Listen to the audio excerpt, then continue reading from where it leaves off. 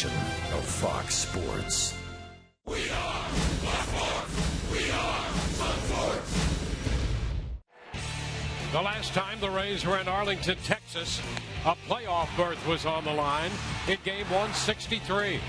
And behind the big bat of Evan Longoria and the left arm of David Price, Tampa Bay celebrated a postseason berth. Tonight, these two rivals begin a four-game set with lefty Drew Smyly making his second start as a Ray.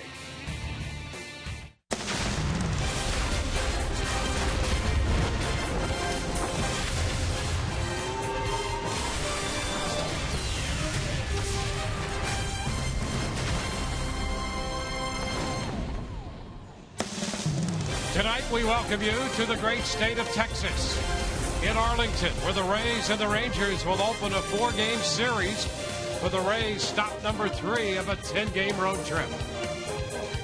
Hi again, everyone, and welcome to an evening of Rays baseball with Todd Callis tonight in for Brian Anderson. I'm Dwayne Statz. So good to have you with us here as the Rays and the Rangers meet for the first time since early April. And boy, what a long time that has been as we look at what has happened to this Texas Rangers ball club. Both these teams, as we know, Todd, have struggled. But for this Texas ball club, a steep decline with the notable exception of Adrian Beltre. This guy is just consistent, Dwayne, year in and year out. He's putting up numbers similar to 3 of the last 4 seasons where he's .315 or higher, averaging about 30 home runs, 100 RBIs in those 3 seasons. This year up to .320. The thing that's impressive about Beltre this year, he thought he was going to have protection in the lineup with Prince Fielder. Fielder's been out for most of the year, yet here he is, still putting up those numbers and playing a solid third base as he always does, winner of 4 Gold Gloves over at the hot corner. He's had as much success as any Ranger against Drew Smyly, and Smiley's on the mound tonight for the Rays, making his second start for Tampa Bay. Did pitch here back on June 24th, pitched well in his start for the Tigers against Colby Lewis and the Rangers, and the Rays are hoping for a duplicate performance tonight. So it's Smyly on the hill for the Rays coming in here off a series victory in interleague play over the Cubs in Chicago, taking 2 out of 3 there. Rays baseball from Texas right around the corner.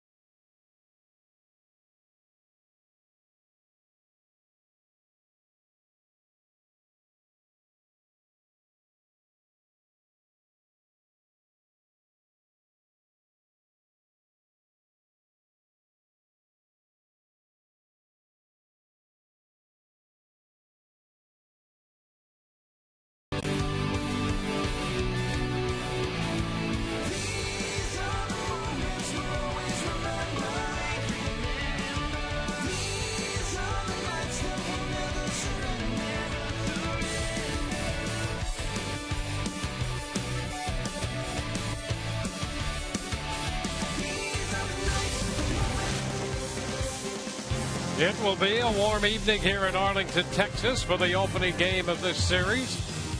In the second series of the year at Tropicana Field, the Rays 1-2-3 from the Rangers. Rays come in 57-60, and Texas into this series 46-71. 25 games under 500. Starting lineup tonight presented by your Southern Ford dealers.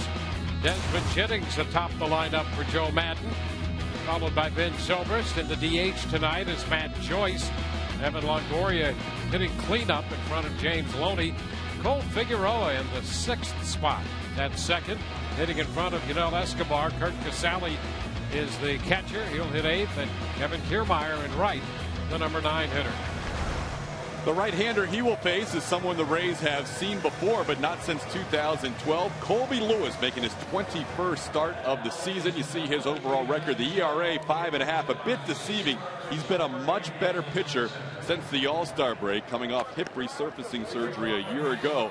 He has found it in his last 4 starts. Defensively behind Colby Lewis, it'll go like this for the Rangers. In left field, Daniel Robertson, Leonis Martin, very good arm in center field. Shin-Soo Choo is the right fielder. Adrian Beltre, he of the 4 Gold Gloves at third base. Elvis Andrus at short. Rougned Odor is the second baseman. Adam Rosales is at first. Former Ray Robinson Chirinos behind the plate for the starter tonight, Colby Lewis.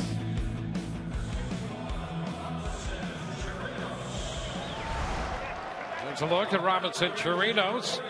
You'll recall the Rays got him from the Cubs organization. He missed the better part of a year in the Rays system with a concussion. Has received a chance to play here in Texas and is acquitting himself very well. He's throwing the ball well against opposing base runners, and he starts tonight with 11 home runs. All set to play baseball. Colby Lewis on the hill, 35-year-old right-hander. Desmond Jennings in the batter's box. And the first pitch of this game is a strike call. That first pitch presented by Pinch-A-Penny.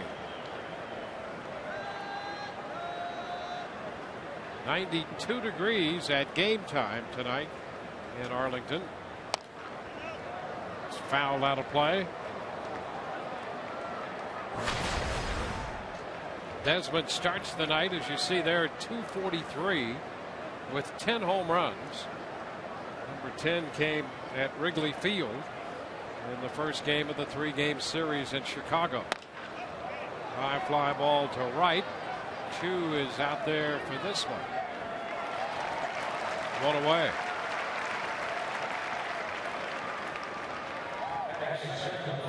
It's been quite a baseball journey for Colby Lewis. Ben Zobrist makes his way to the plate.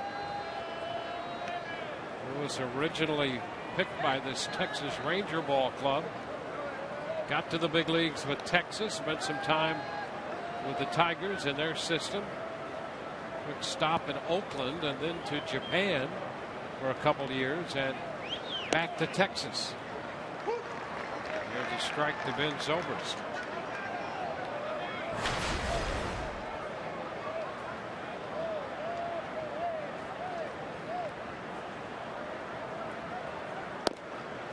One and one. He'll show 4 pitches to lefties, the 4-seam fastball, which we've seen a lot tonight, slider, changeup, curve, an occasional 2-seamer. Against righties like Desmond Jennings, pretty much all fastball slider. It's 2 balls and a strike. He was a very big part of the Texas success story in 2010 and 2011. Made 32 starts in each of those seasons. 2-2 down to Zobrist. Had been out in front of that pitch. Lewis a 12-game winner in 10, and he won 14 in 2011.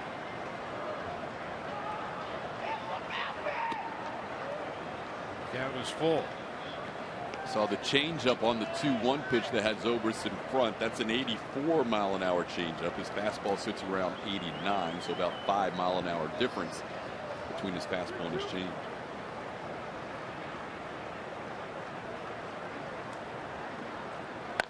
Zobrist shoots it the other way and a base hit. Line past the shortstop Andrus. So Ben Zobrist continues to be red hot. It is aboard with one out. You know, it's been impressive, Dwayne. The right-handed swing all year long has been consistent. It's watching the left-handed swing and how much it has improved over the last month and a half. That was a borderline pitch, 3-2 away, but up in the zone. And Zobrist took a hack at it, didn't try and pull it, went with it and lined it in the left. When you look at the Chicago series, Zobrist was on 3 times yesterday, 3 times the day before. He was on 3 times in Friday's game. Here he is aboard his first time up tonight. And Matt Joyce gets a start against the righty. He takes a pitch outside. Just a handful of at-bats for these Rays hitters who have seen Lewis before. And Joyce, with 5 official at-bats, has 1 hit that hit a home run.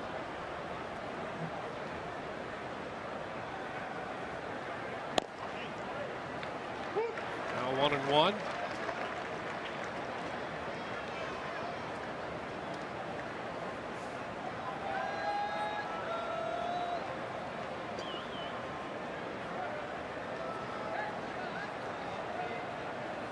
Infield swung around, no shift, but a big pull on here for Joyce. Runner goes. The pitch is rolled off his foot. A foul ball. The ball rolls out to Beltre.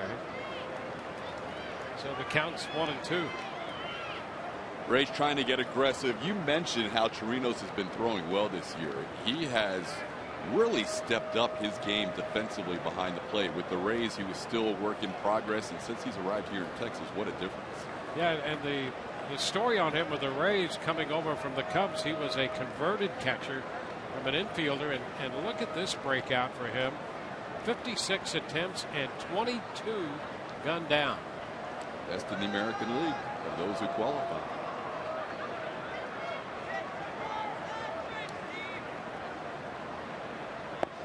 This one hits Matt Joyce. Well, he fouled one off his foot, then he's hit by a pitch. That was just a curveball that bore in on Joyce. They checked at third and said no swing. The curveball hits him right on the top of the back foot. And Joyce a base runner. Well, 2 men on here in the first. Big opportunity for the Rays as we check tonight's GMC big matchup. Evan Longoria. And just love this place. You can see in the last 10 games in this ballpark, 405 with 5 home runs and 13 runs batted in.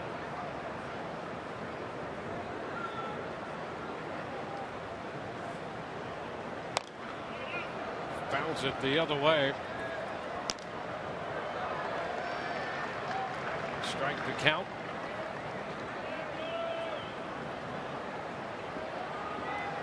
Boy, these two teams have really gone at it over the last few years.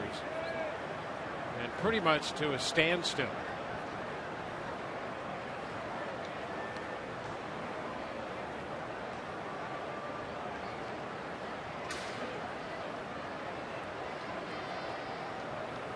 Zobrist in scoring position. He singled his way on. Joyce hit by a pitch. 2 men aboard now for Evan.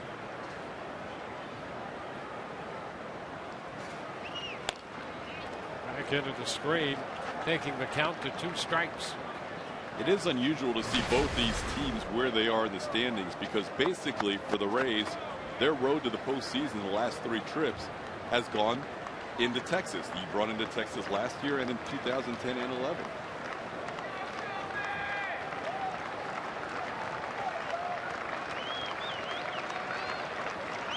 Two now.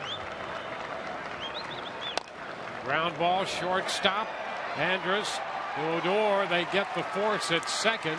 Nice play around second base by the Texas Rangers. Longoria hit the ball sharply, and Andrus was right there to start the force play. Could have been a double play if Andrus got the ball cleanly out of his glove, but he didn't. The double clutch cost him the double play. Smoked, hit hard on 2 hops, and then that little extra double clutch there gave Odor no chance to turn it, as Joyce was bearing down on him there. You can see he finally gets the handle on it, but at that point Joyce was close to second and Longoria was going to beat the throw. So it'll be first and third with 2 outs. Here's James Loney. The Rays continue this opportunity. See if Loney can cash it in. 1 ball, no strikes.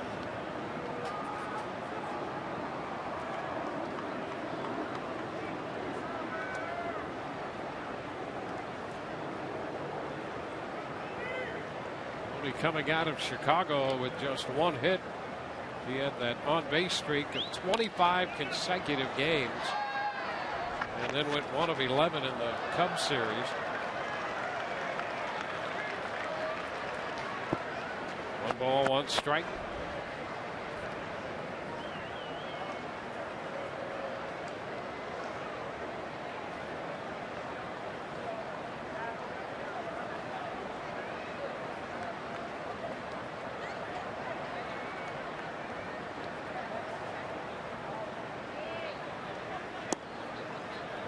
Good take by Loney on the pitch down. Loney's still looking for his first RBI of this road trip. He's never faced Lewis before. You can see Lewis has missed on a few occasions with his fastball. That last one, Chirinos wanted it outside. It was low and inside.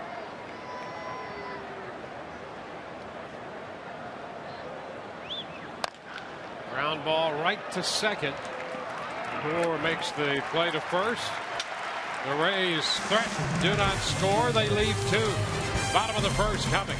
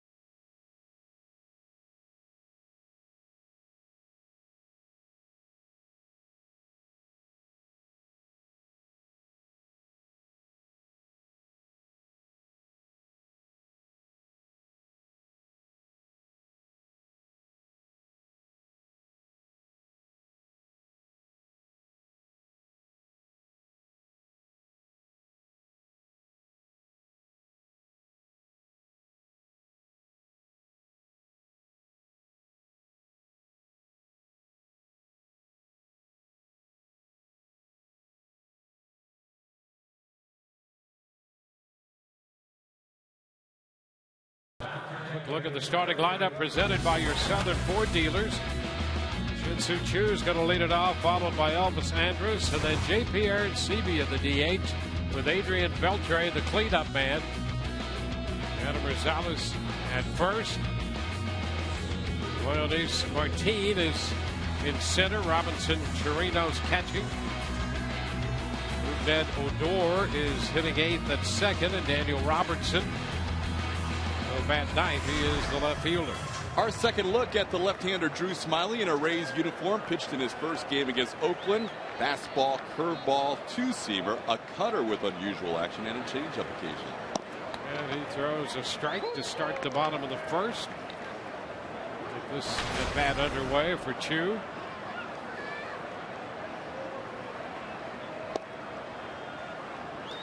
One. The Rays get a look at Smyly, who overall this year 6-10. Left-hander out of Little Rock, Arkansas. Found right back into the screen, and now it's a ball and 2 strikes. It's amazing considering how slow a lot of the Rays starters work. When you watch Smyly, he's get the ball, throw the ball. By comparison, he looks like he's working at light speed.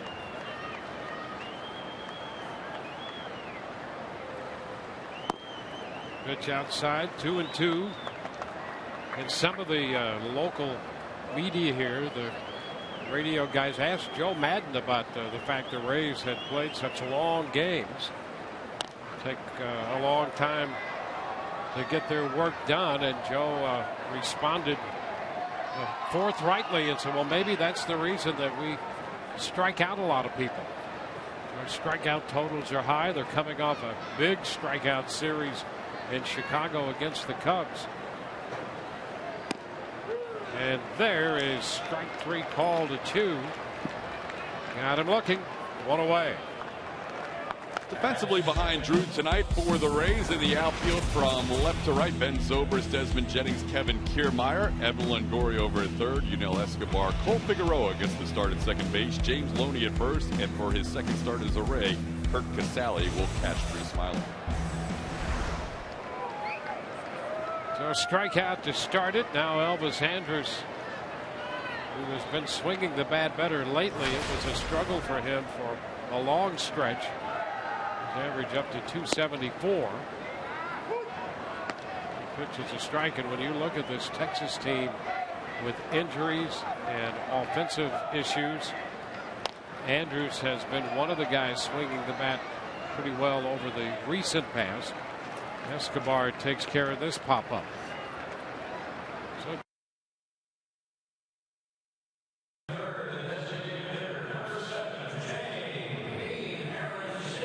J.P. Arancibia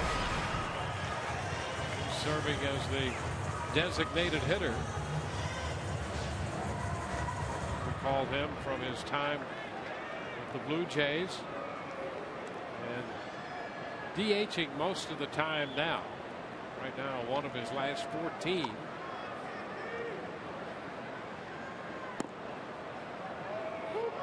Pitch a strike around the knees. Soft pitch in there. Break to it.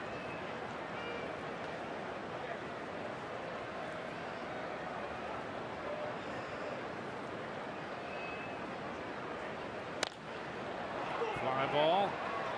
Short left. Zobrist.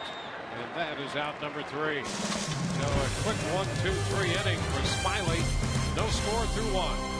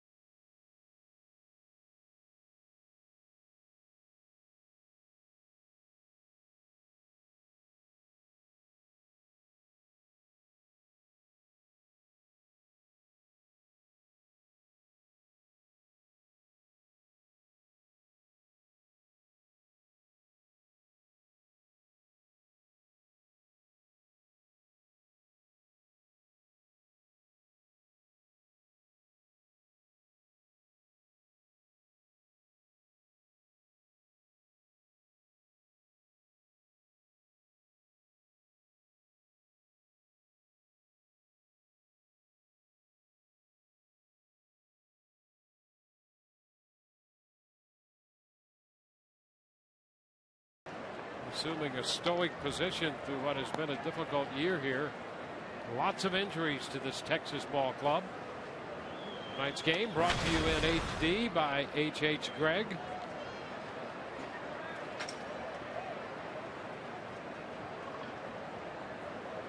Rays here in the second will send Cole Figueroa And his left-handed bat up there against Lewis.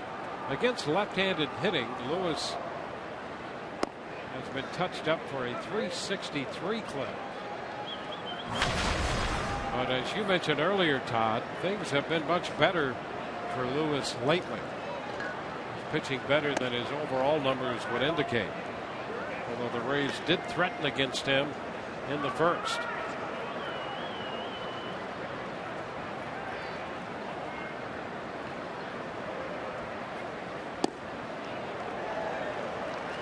Two balls and a strike. Off speed. Figueroa was out in front.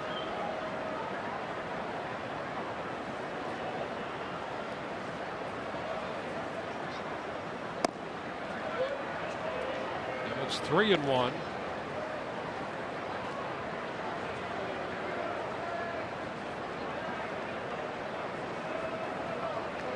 Escobar on deck. And Figueroa draws a walk. Figueroa heads to first. So look at the ups and downs of Colby Lewis. Tough start, and then thereafter things have been good since the middle of July. His last four starts, we talk about fastball command often, but he's been able to spot his fastball where he wants. Tonight, that's not been the case. He got away with a couple pitches in the first inning, and now 4 pitches out of the zone out of 5 to Cole Figueroa. Now Escobar looks at a strike. Escobar 273 for the year against Texas. One of his 4 home runs off Rangers pitching. 3 for 12 in his career against Lewis. Liner into center for a base hit. 1 hop in front of Martin. Figueroa advances to second. And quickly the Rays mount another threat. That was just a hanging curveball in the middle of the plate. Escobar didn't try to do too much. He uses the center of the field so well. Line to single right up the middle. I think as a group, the Rays hitters, as much as they enjoyed playing in Wrigley for the 3 games, it was something different, are happy to have the win not be a factor tonight. With the wind blowing in that entire series, I know Desmond Jennings thought he had, instead of just 1 home run in the series, he could have had 2 or 3. Now Kurt Casale, and he takes the pitch in for a strike. Rosales at first base, up close on that first pitch. Comes back a bit now, even with the runner.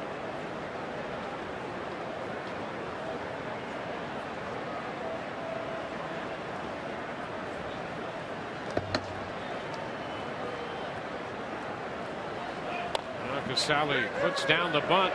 Lewis will go to third. He throws it away.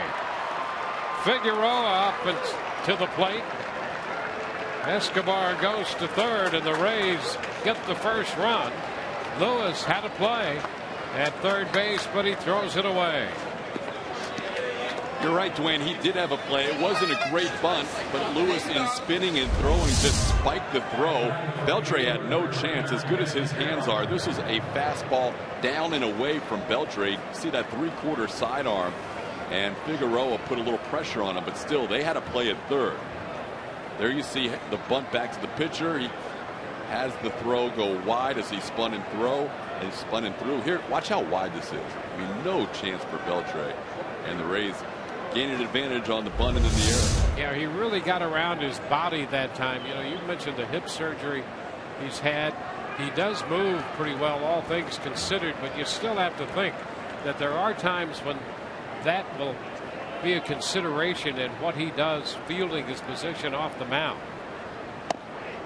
Kiermaier takes a strike at the knees, and the Rays take advantage of that with a run and a chance for more.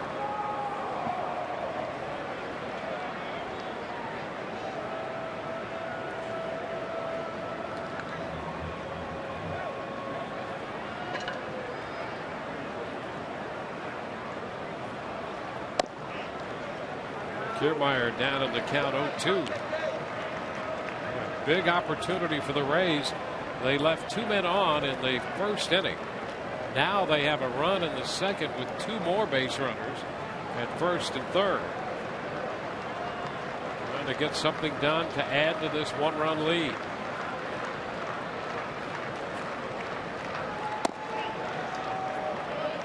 Ball, 2 strikes. You're right about that injury, though. That's an injury where throwing to the bags when you're in a rush situation, his stride has been altered since the surgery, and that can have a big impact.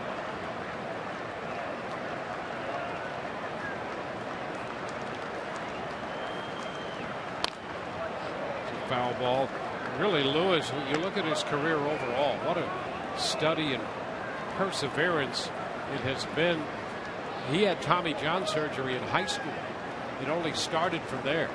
He's had shoulder surgery, most recently had the elbow worked on again, and then the hip surgery, and a lot of procedures in between. He continues to battle his way back.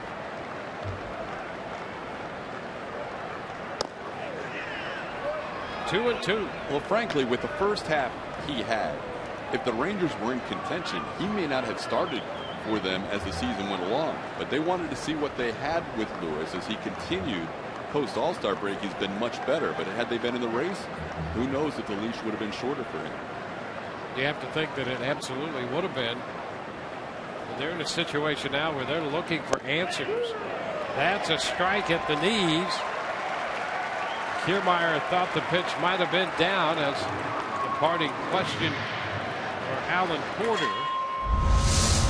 Called out on strikes. Good pitch here. It's a curveball, and it may have been just outside, but with 2 strikes, it's close enough. Kevin did not protect the plate there. It may have been, as you saw on Fox Tracks, just a bit outside, but that's a tough pitch to take with 2 strikes on it.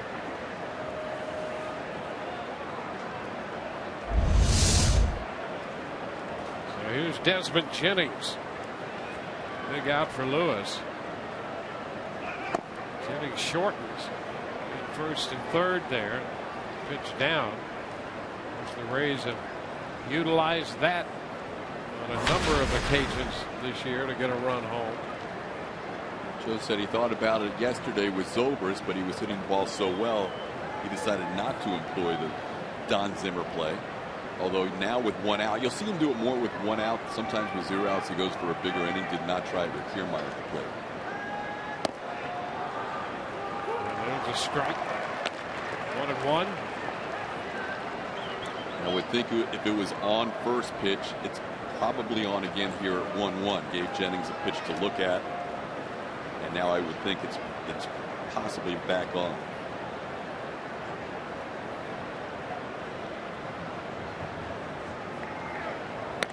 Move to first.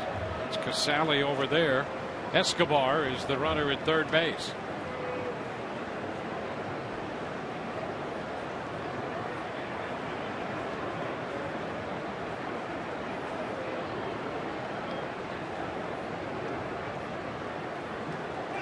The bunt, first base side. Escobar to the plate. He is out the call. Alan Porter calls him out, and Joe Madden comes out of the dugout. The Rays, you have to think, will want to take a look at this one. Jennings put the bunt down up the first base side. Rosales came in to make the play. And interesting, both Porter and Madden looking for the sign as to whether the Rays will review this thing, challenge it or not. The thing that concerns you is Escobar didn't make any argument, and usually if he feels like he's safe, I mean, the whole key is, does he get his foot in? Because the tag was after he lands on the dirt. So does Chirinos block him off the plate here with that foot? Because obviously the foot hits the dirt before the tag. So it's a matter of whether he got the plate with the slide. Well, Madden comes back out. He had turned and started back toward the dugout, maybe to get a little clarification as to what they wanted to do, and then went back to Porter and said he'd like to challenge it. So the Rays will challenge this call. Joe West, the crew chief, And Alan Porter, who made the call at the plate, get wired up with the headsets down there, and the Rays do challenge the call here on the play at the plate on Escobar.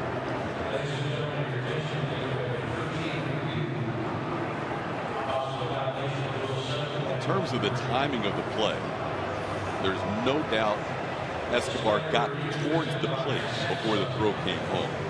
So the whole issue is, does Escobar catch the plate or not? If he did with the slide, he's safe because it was clearly in front of Chirino's tag. If not, Robinson did a good job of just able to push him off the plate. And I'll say this, they were very patient with the Rays before the Rays decided that they wanted to challenge this.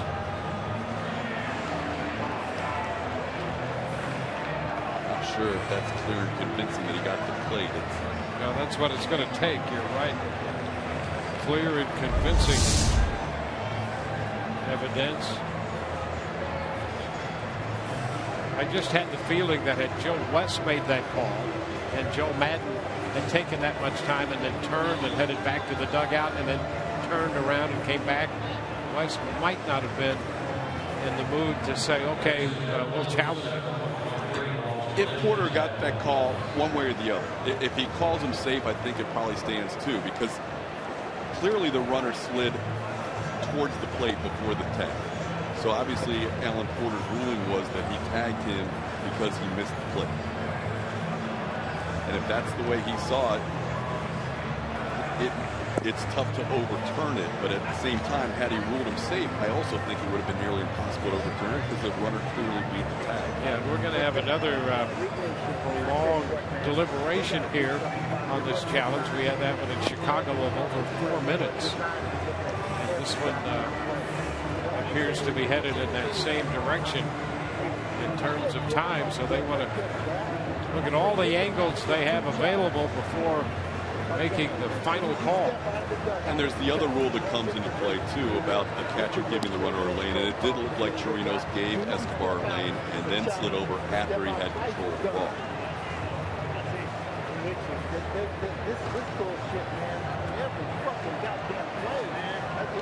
Two managers awaiting. Washington in the Texas dugout, Madden in the Rays dugout. And he is out at the plate. So the Rays trying to use that first and third safety squeeze to get the run home. And Escobar is cut down at the plate. So it's 3-2 on the putout at the plate.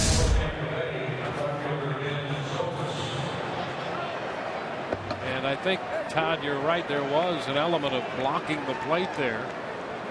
And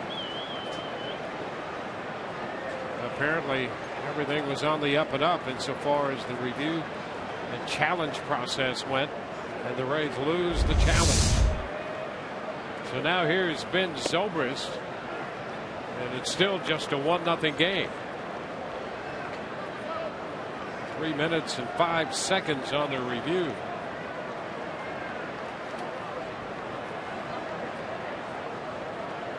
Jennings at first, Casale at second.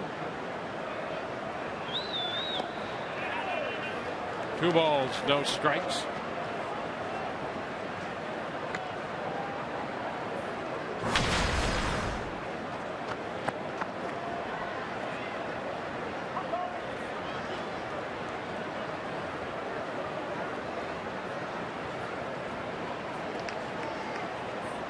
Lewis already up to 40 pitches in this game.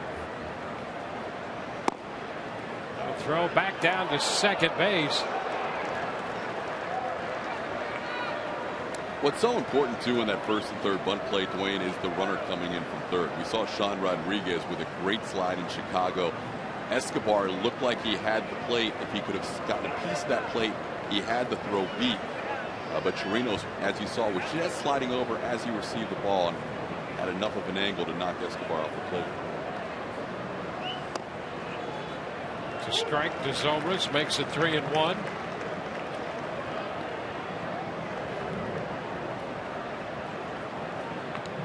Muni trying to explain maybe he didn't feel like he had a lane, but I thought we had a good shot of Chirinos as he's receiving the ball, sliding that left foot in the pad. And he's checking with Jose Molina about what a catcher is allowed to do there. So Zobrist draws the walk, and the Rays will have the bases loaded. Well, the Rays have had runners all over the place so far in the first couple innings, but have managed just one run. And that walk brings Mike Maddox, the pitching coach, out there. And in regard to what you were discussing right there, Todd, here's another look at the plate. He's got the lane, he gives him the lane, and then the foot starts to move as he's receiving the ball. It's a very difficult ruling for an umpire because of the new rule changes. You cannot block the plate before you have the ball. That time he was in the process of catching the ball as he starts to move the left foot. So it's a tweener type play, and that left foot did enough to keep Escobar off the plate. That is a rule that has caused a lot of headaches in the major leagues this year, and the Marlins had a game recently against Cincinnati they lost because of that.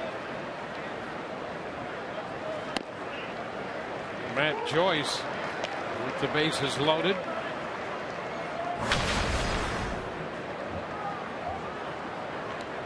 One strike to count to Matt.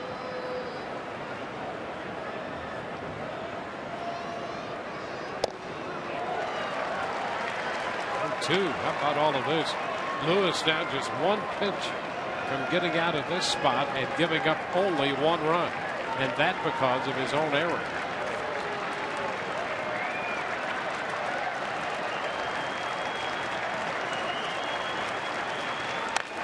Up the right side, that's a foul ball.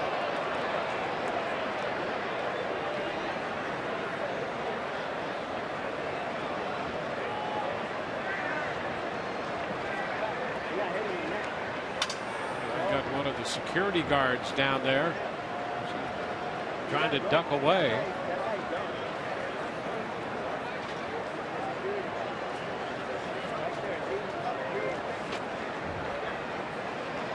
Turned the corner. Apparently scratched up down there.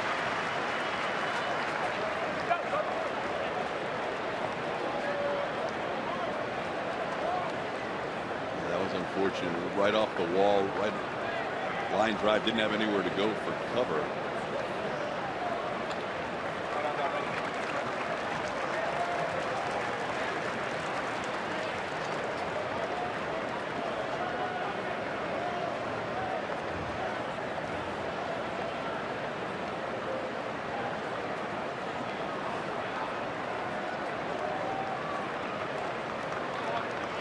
Bases loaded, two strikes. Chirinos on his way to the dugout, and Alan Porter wouldn't go for the call. That was his best fastball of the night in terms of location. He put it exactly where Chirinos was set up. It's just off, but that's the similar pitch that Kevin Kiermaier was called out on earlier in the inning. The end of the dirt. 2 balls, 2 strikes. At least a similar location. Kiermaier's was a curveball, but in the same quadrant on the plate.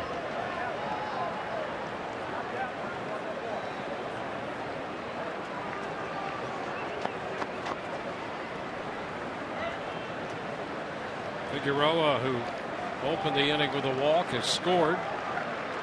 2 outs, bases full of Rays base runners.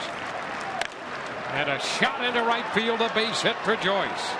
Casale will score. Jennings heads to the plate.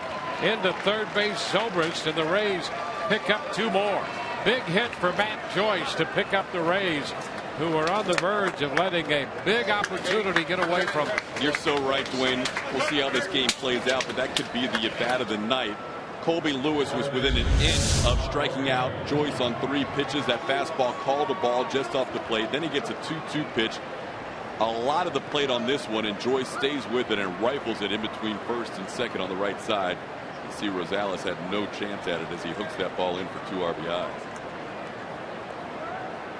46 runs batted in on the year now for Joyce. 2 big ones here in the second inning tonight. First and third for Evan Longoria.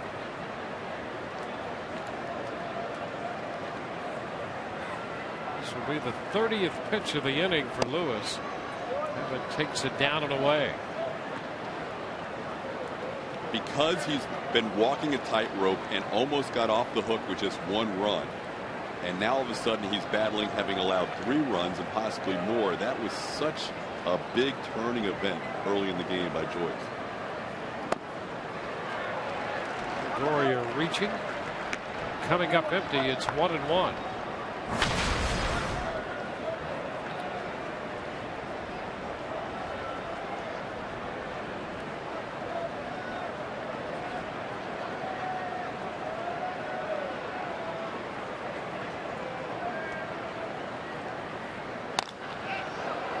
Pops it into right.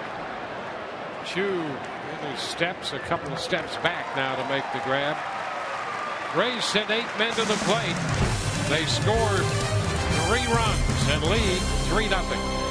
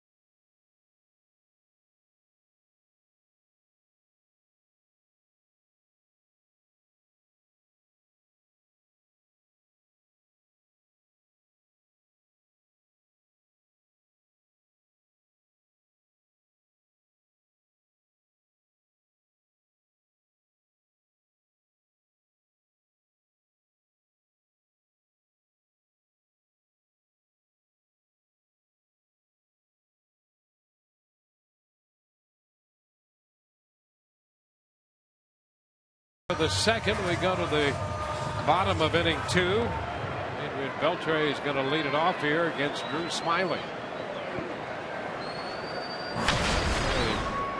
A big base hit in that inning by Matt Joyce. Smyly, who went right to work, a 1-2-3 inning on 10 pitches in the first. This is low to Beltre. Beltre 4 of 7 against Smyly in his career. Oh, he could have thrown that. Well, he could have. Time was not granted. Beltre just stepped out. Smyly saw that and stopped, but he had almost a free pitch going there. And Beltre decided to get back in. You can see Alan Porter get back behind the plate. He was ready to call a pitch. 2-0. At the end of the day, Smyly probably did the smart thing. You go ahead and make a pitch. You see that kind of distraction. You don't know what effect that's going to have on the quality of pitch you throw. And Beltre can step in. He can wake up, step right out of bed, hit one out.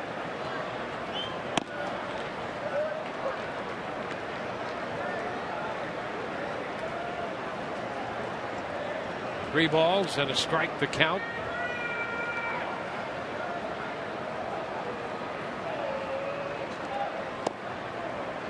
Ball 4. Beltre walks to open the bottom of the second.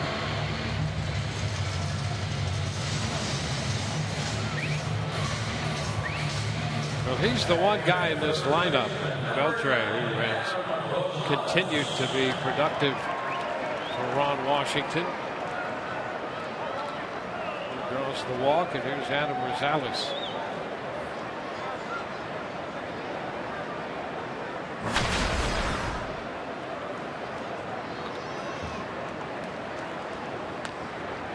Gonzalez takes a big cut.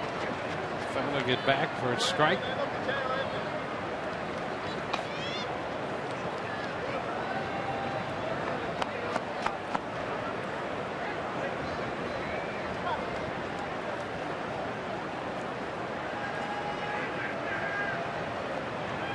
Strike the count on Gonzalez. Line drive down to third, grabbed by Longoria for the out on the low liner. By the way, back on that play in the top of the second inning, and the Rays kind of in a heads-up move. They got that considered as a review and not a challenge. Right.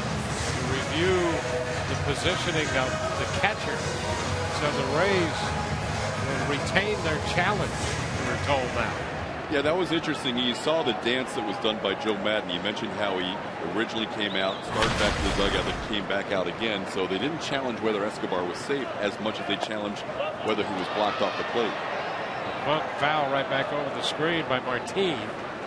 And you could see that happening in the sequence of action right there then as Joe went out and first told Porter that they're not going to challenge, but said, I think we'll ask for a review on the positioning of the catcher.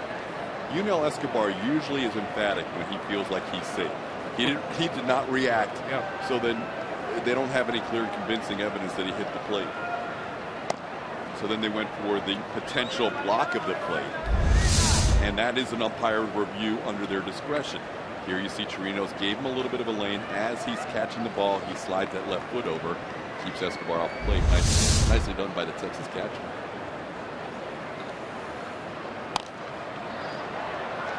He fouls it back, so it's 1-2. Nice to get that information and clarify that the Rays do have a challenge left now.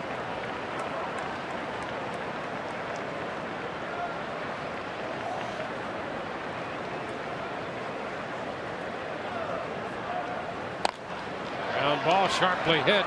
Figueroa. Escobar 1, Loney 2. 4-6-3 on the double play. That takes care of Texas. We'll go to the third with the Rays leading 3-0.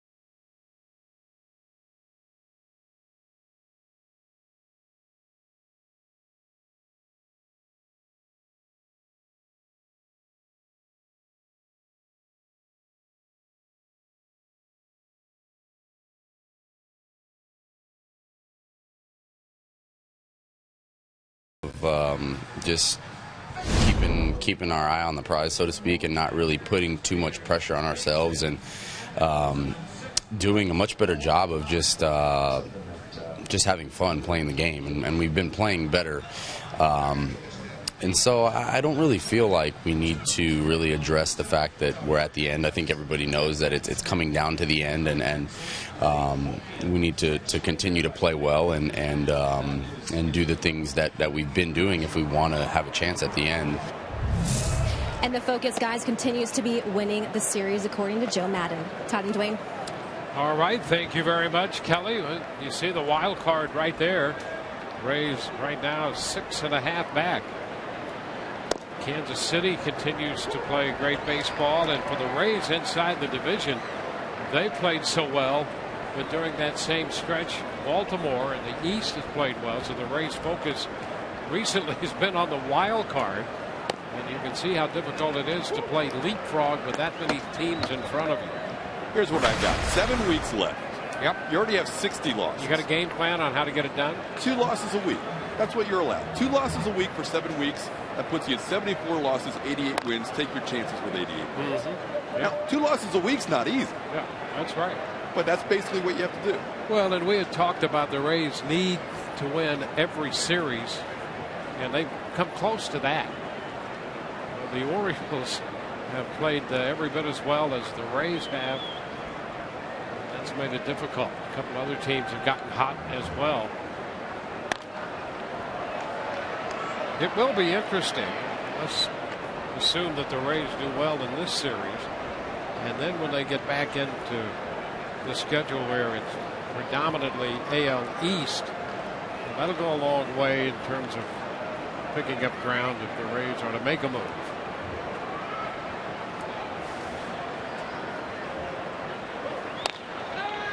Down to first. Salas on one knee to field it. Makes the play unassisted. Well, the Rays have certainly made it interesting. You never know, as we've come to find out about this team and the push that they can put on at the end of a year. You never know what could happen with this club. But they've really made it interesting, and to pick up the quality of the game they put on the field over the last couple of months, it really has made this season enjoyable, and there's a feeling that there's a place to go, maybe not only this year but in the future as well. In fact, I think that's one of the reasons the Rays made the price deal, that they were interested in getting some talent in return that was major league capable or close to being major league ready.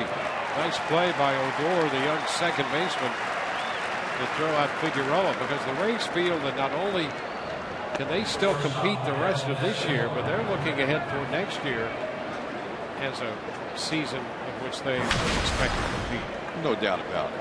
And does the price trade make an impact on this season? Of course it does.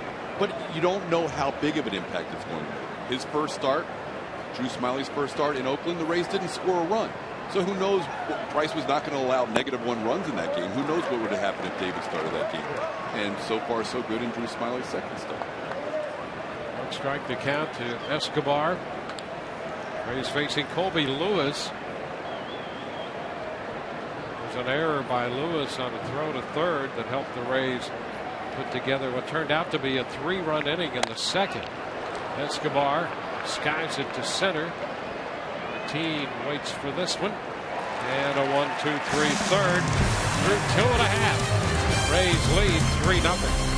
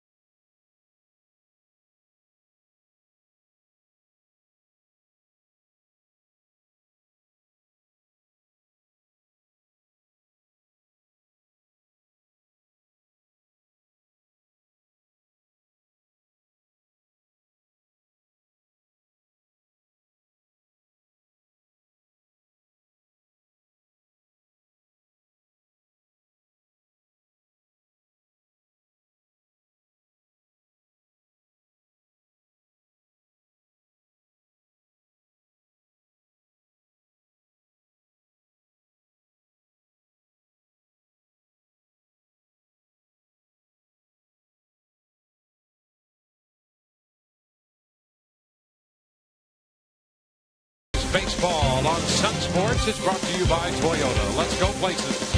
By Checkers, big Philly flavor, small price.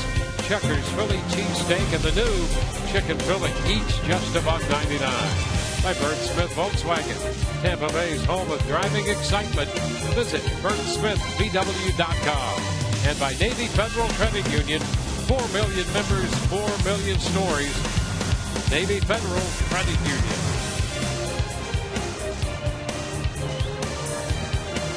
Opening their series against the Texas Rangers in Arlington, Texas tonight. Robinson Chirinos leads it off. Smiley's pitch is away. 1 ball, no strikes. Smiley starting him with the fastball.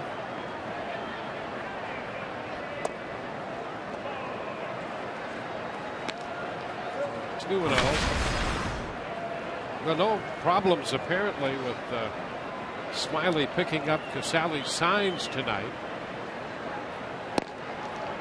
Cut and a miss. Chirinos after the fastball. That one at 90.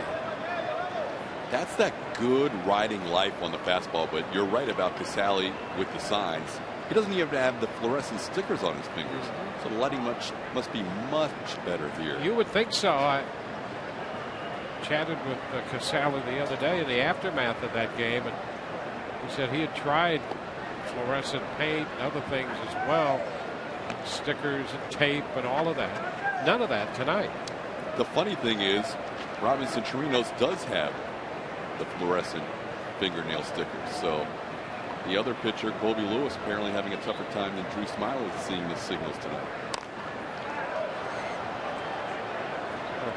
Full count on Chirinos, who fouls it away.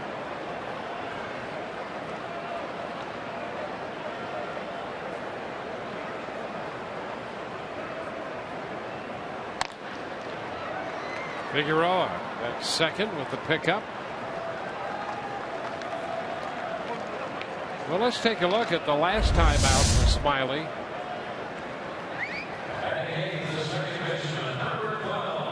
There you go. Different look. Relaying signals. And Drew said when he was with the Tigers, he would go back and forth, sometimes in the middle of a game.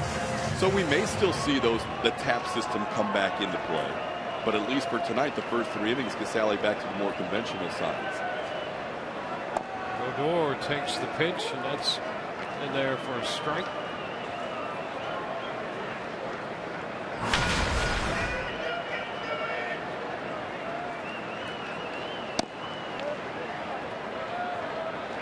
One. You know, the one thing Joe Maddon said after yesterday's game that he loved about Casali was that he took it upon himself to say, I should have blocked that pitch, the wild pitch that created the issue in the extra innings. He said, if you're a young player and you admit to something like that early on, the level of respect throughout the clubhouse just accelerates so quickly. Well, you want accountability. No question about that. It was a difficult play, but he did try to snatch it to try to backhand and grab it as opposed to block. Big cut and a miss, and Odor is out of there. Fastball might have been the high water mark of his fastball so far tonight at 92. Picking up strikeout number 2. Good life to the fastball. He's got a similar style to Jake Odorizzi, where he can work up in the zone. 92, as you said, is on the high end, so he's not going to blaze it by you, but it's got that good life where guys just cannot get on top of that pitch. There are a lot of guys who've made great careers out of fastballs. That was a bunt attempt. Smiley with a high flip over Loney's head. Figueroa with the pickup, and the throw to second is going to be too late. So Robertson puts down the bunt. And Smiley had a little more time than he thought, and he hurried that toss, threw it right over Loney's head. It's a hit and an error. Perfect bunt by Daniel Robertson, because initially Loney thought of taking it himself, and then it's Smiley's play, and he just flips it too high. He was very close to Loney at that point. Here you see Smiley coming off the mound, gets to it okay, the bare hand, and then he can just easy toss it, but he doesn't get a firm grip on the baseball and flips it way over James' head. Robertson is now in scoring position with 2 gone. Shin-Soo Choo, the top of the order. Batter's box now for Texas.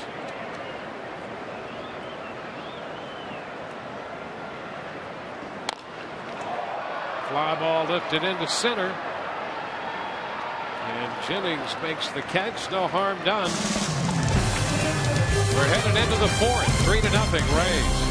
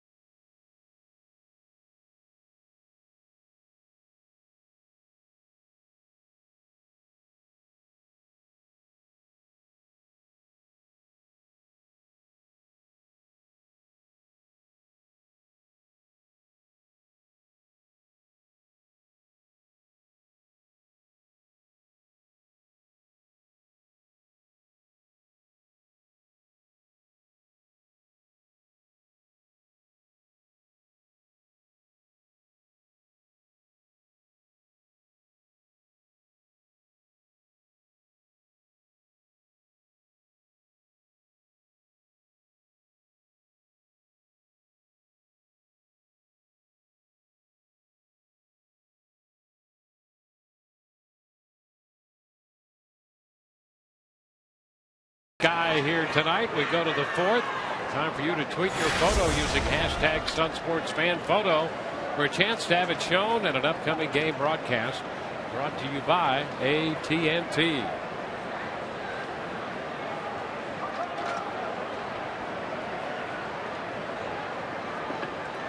Kurt Casale is going to lead it off and shoots this one foul. Look out. A hot shot line drive right over the Rays dugout. The Rays on the railing of that dugout were ducking, and fortunately everybody's all right down there back of the Rays dugout.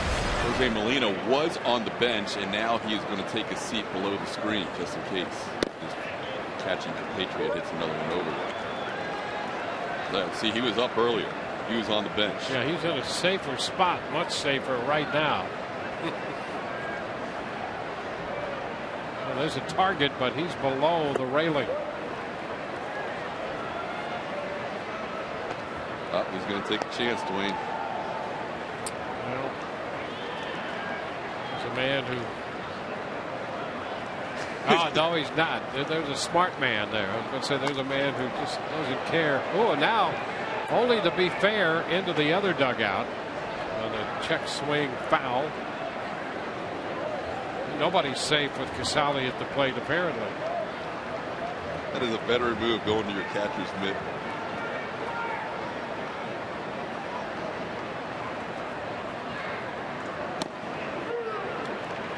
There's a strike called at the knees. Casale caught looking. Strikeout number 2 for Lewis.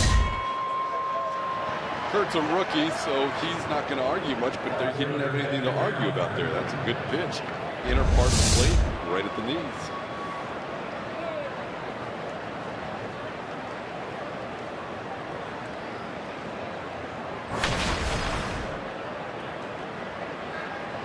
Kevin Kiermaier.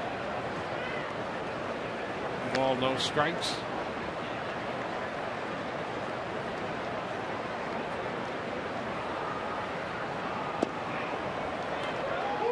It's 1-1.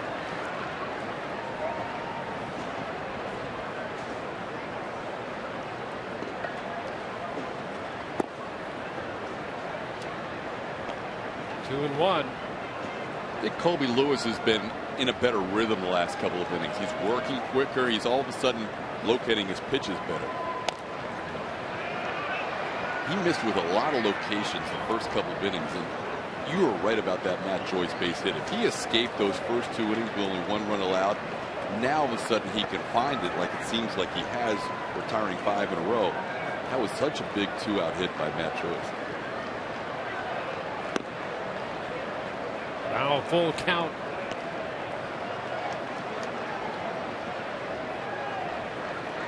You don't want to let him off the hook, and the Rays were close to doing that. And now ball 4.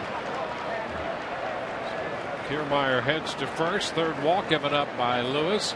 Come celebrate the senior prom for senior citizens when the Rays take on the Tigers during the matinee game Thursday, August 21st. Purchase the special event ticket and receive a discounted seat in the press level and a Rays senior prom tote bag. Visit RaysBaseball.com/special events. And there is a possibility, I'm not sure because the Tigers have had an injury in the rotation, but there is a possibility if they stay on rotation that would be David Price's game. Wouldn't that be fun? That would be a great event. And David Price come back to the Trop, pitching for Detroit.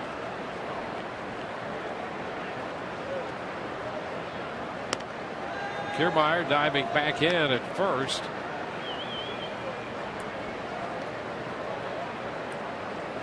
You can steal a base off Lewis, but you have to earn it. You're not going to give it to him. It's fouled back, and as we mentioned at the outset, Chirinos has been doing a great job throwing out opposing base runners for Texas.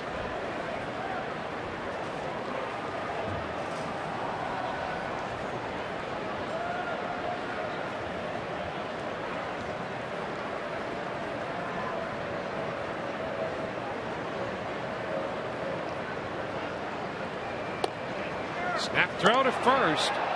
Well, you could see Kiermaier get that lead, and then as the pitch was made, kind of bluff a start. Got back in, however. Takes a big secondary lead, and then he scurries back and just beating the throw.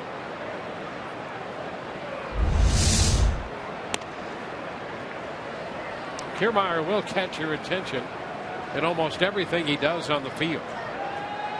Loose footing over there for him. I think Jennings saw those last 2 pitches well from Lewis. He had to bunt his last time up. 3rd time around, we'll see how he fares against him, but he really fouled that first one back nicely. Good jump by Kiermaier, and that pitch is fouled out of play by Jennings. I think Kiermaier would have had a stolen base right there with that jump. That's the thing about Kevin Kiermaier. If he can learn jumps, because he's still learning how to get leads and how to get good jumps, he becomes a big-time stolen base threat. He hasn't run that much for the amount of times he's been on base, but you're right about that last time. He had a huge jump.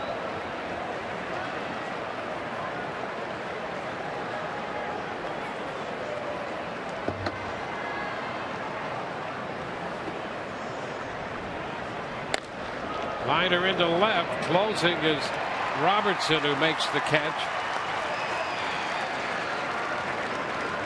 It's the 2nd out. Nice jump by Robertson on that liner to grab it.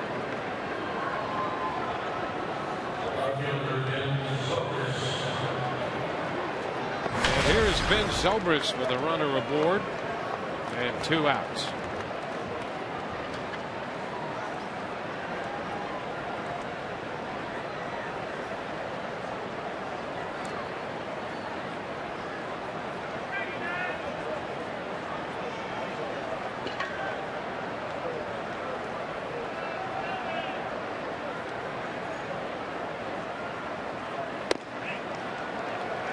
Strike at the knees. Zobrist has been on twice. Singled in the first. He walked in the second, making his 3rd plate appearance of the game here in the 4th inning.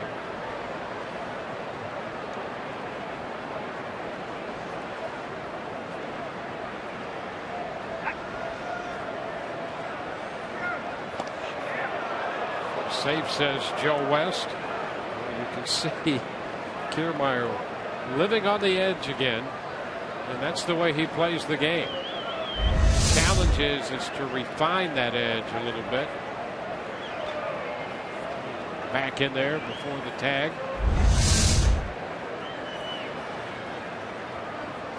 He's gone. Pitch is a strike, and the throw not in time. Good jump and a stolen base for Kiermaier, number 5. He really got low on his takeoff from first base. He was in that sprinter's mode where he was spinning and running almost like, watch out, look at those first 2-3 steps. He's at full speed right away. And again, if he can start getting reads and getting jumps like that, this guy becomes a dynamic weapon in terms of being a base stealer.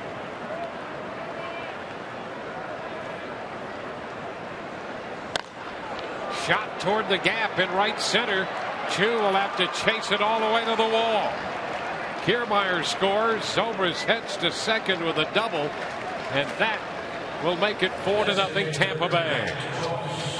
An 0-2 pitch, and Zobrist shoots it up the alley into right center. Ben Zobrist is just a hitting machine right now. And if you make a mistake to him, especially 0-2, you know he's going to protect the plate. There's just a curveball at 0-2 that hangs up there, and Zobrist shoots it into right center field. His swing is so solid. It's pretty to watch right now because Zobrist is not missing pitches, and that time a mistake by Lewis 0-2, and Ben takes care of it.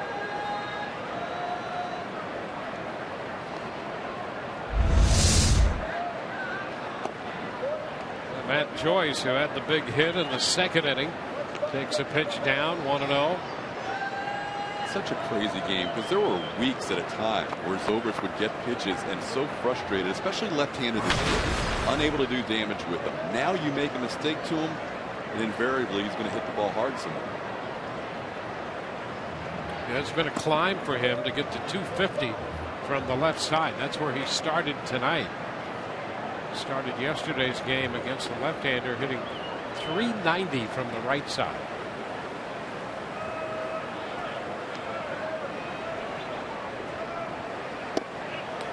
Back to second, and that's a deep second on the throw to Andres, the shortstop. Ben's got a shot. If he keeps going like this, he's got a shot for the season. And you can see, look, I mean, Andrews isn't even covering second. Robinson just throwing through anyhow. He's got a shot to flirt with 300 if he keeps going. And you would have never thought that a few months ago. He's up to 288 now. Yeah. Counting this one, as Kelly mentioned earlier, 45 games left. Counting this one, he's got time.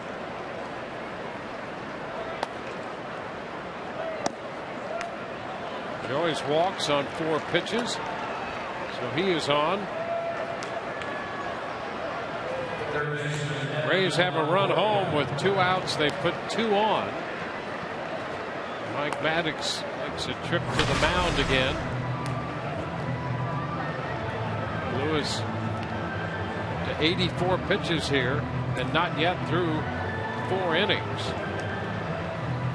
Catch the next wave of bobbleheads with August Bobble of the Month available now at Tropicana Field.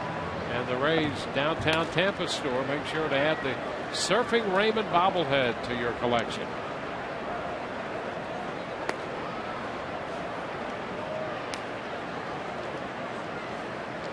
Evan Longoria with a chance to add to a 4-run lead. Coming in is fouled, a roller. That's how it's going for Evan. He tries to check his swing, a ball, and he can't get his bat out of the way. Now he's down 0-1. Phil Klein is throwing in the bullpen for Texas right now.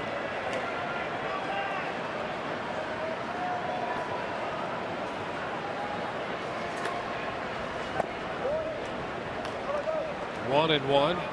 We'd heard Colby Lewis had been better his last 4 starts, but as you see Phil Klein start to warm up, he has not been sharp tonight. From the very first inning, he's been struggling with his fastball command, and the Rays have taken advantage. This one toward the gap into right center field. Zobrist on his way to the plate. Joyce to third, into second. Longoria going to be out there. But the Rays get another run on the base hit into right center. An RBI single. Evans thrown out trying to stretch it into 2. And the Rays lead 5-0.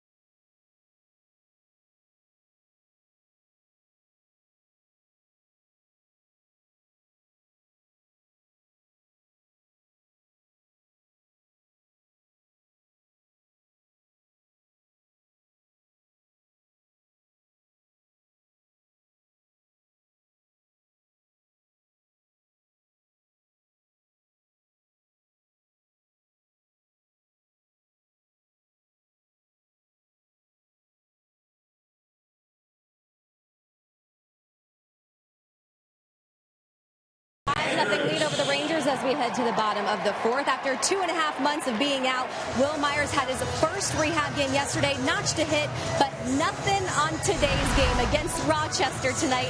He had a grand slam. He went 2 for 3, the grand slam, and also a single. And you have to log on to Twitter and check out Durham Bulls' tweet. They've got a great conversation going with Rays baseball. Durham Bulls tweeted, "Grand slam Will Myers, can we keep him, Rays baseball?" And Rays baseball, well, they replied, "Only if you feed him and take him for walks." And it gets better. Durham writes back, "Deal. We'll even give him a haircut." That might be a deal breaker. For him, yes. Haircut or just to comb the hair could be a deal breaker. Here the Rays have given Drew Smiley a 5-run lead. It's 5-0 as we go to the bottom of the 4th inning. Elvis Andrus, the shortstop, takes the pitch on the inside part of the plate for a strike.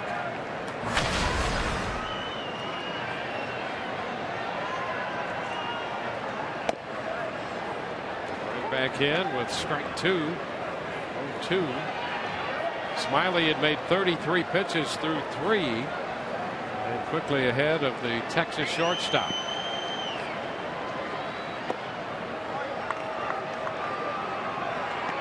Ball and 2 strikes.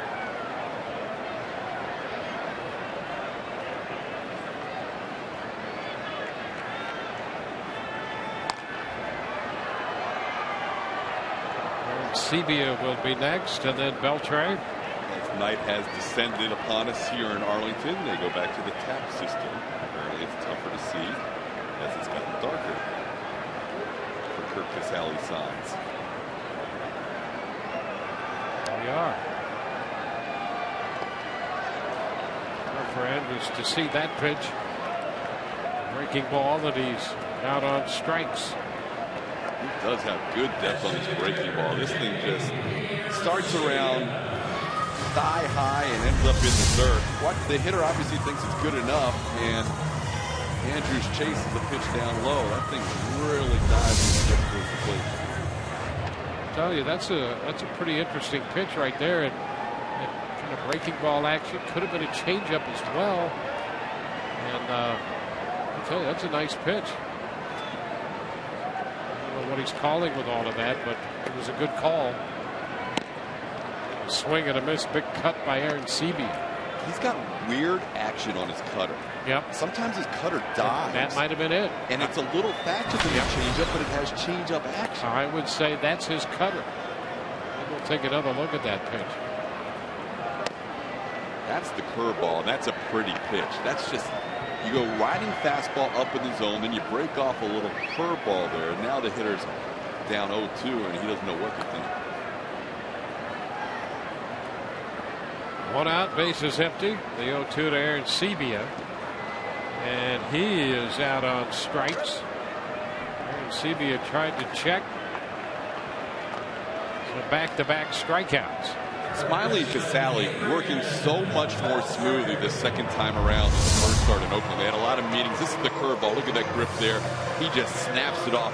Nasty curveball to get ahead 0-2, and another nasty one to strike him out on 3 pitches. Smiley, very impressive, the first 2 batters this inning. Adrian Beltre comes in. That pitch, 1 ball, no strikes. That was a good curveball too. I'm not sure where that was, but it was pretty close to a strike.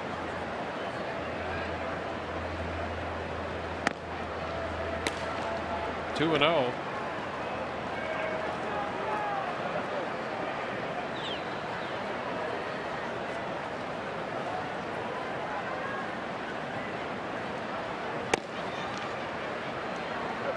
Three and 0. Fastball away off the plate.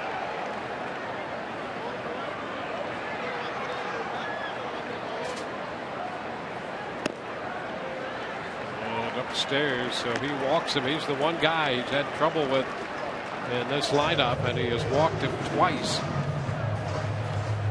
Made 9 pitches to him, and 8 of them out of the zone. So a 2-out walk. It is amazing, Dwayne. He's faced 13 hitters. He's been ahead of pretty much everybody. Yep. The one guy he doesn't get ahead of, he walks twice. And part of that, you're pitching Beltre a little more carefully, but obviously up 4-5-0, you don't want to walk a guy here with 2 outs. Now Adam Rosales, the first baseman. He starts him with a strike.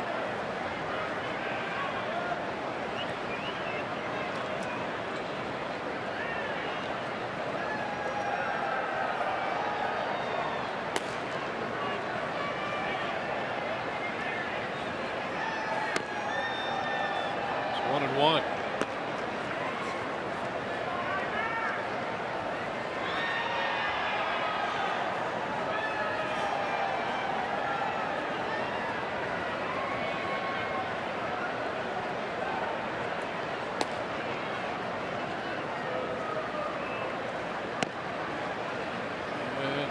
Breaking ball that just missed. It is 2-1.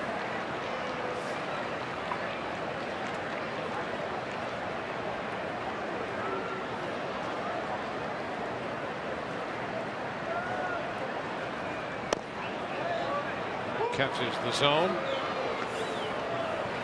Talk about being a sing. I can't remember maybe 1 or 2 pitches all night long where Smiley has shaken Casale. He is looking in, he's getting the sign, and he is going. He's trusting the rookie catcher tonight. This will be his 50th pitch of the night. It's fouled out of play by Rosales. We're talking about the races and the fact that Tigers will be coming to Tropicana Field. Tigers started play today, a half game up on Kansas City. And the Pirates have a 10-4 lead in Pittsburgh on the Tigers. Pittsburgh batting in the bottom of the 6th. Now a full count. Pitch missed a little wide. A little extra on the fastball on that. See right there. Detroit a half game up on Kansas City at 63 and 52, and they're trailing their game tonight. Isn't it amazing how baseball can turn? Everybody assumed once the Tigers got out 5-6 games a little while ago that division was over. And Kansas City at home against Oakland, they're tied 2-2 in the top of the 5th tonight. Foul ball chopping into the stands. So back to first goes Beltre with 2 outs and a full count. He was breaking.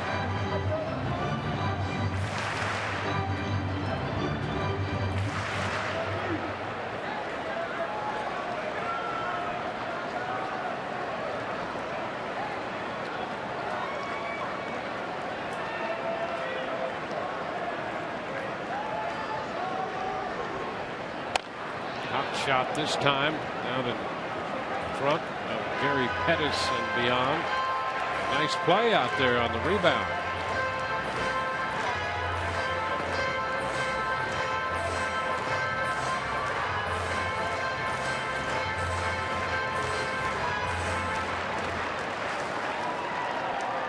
Two-out walk to Beltre. He'll be off again on this next pitch of Adam Rosales.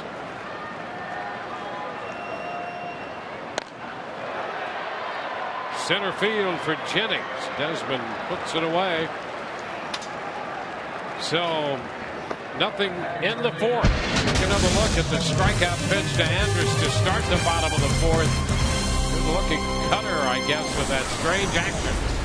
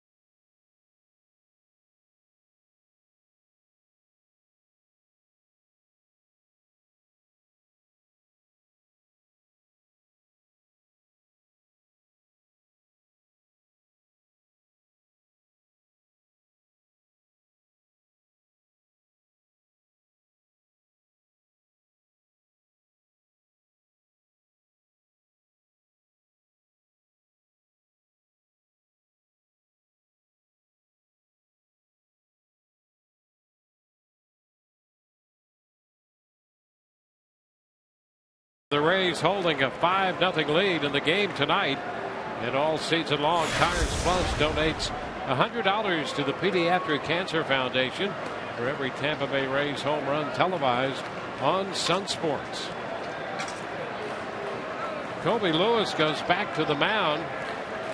Oh. Hey, there you go. Now, Todd, you have delivered one of those to the booth, as I recall, a couple years ago here, right? That doesn't make me feel very good. Brings back bad memories. I love the fact that you guys helped me out with that, because I could not have attacked that by myself. They loaded it up too. Look at that one. Ooh. Yeah, that's the works right there. Strike the count on Loney to start the fifth. Now the pitch is down. It's 1-1.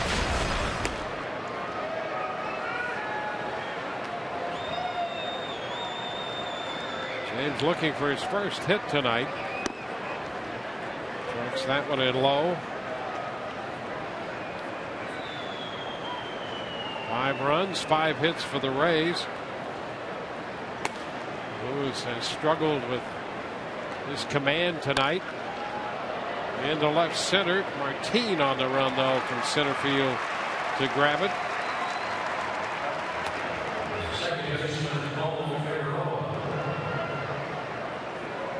Lewis, through the first 4 innings, had made 87 pitches, and he had a 1-2-3 third in which he made only 10 pitches. High pitch counts in the other innings. Now he faces Cole Figueroa.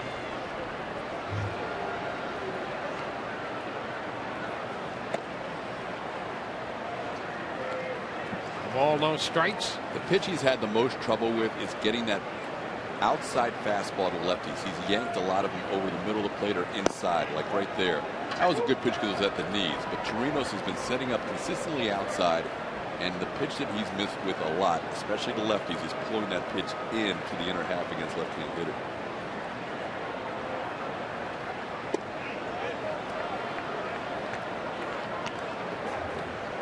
Two balls and a strike here in the top of the fifth.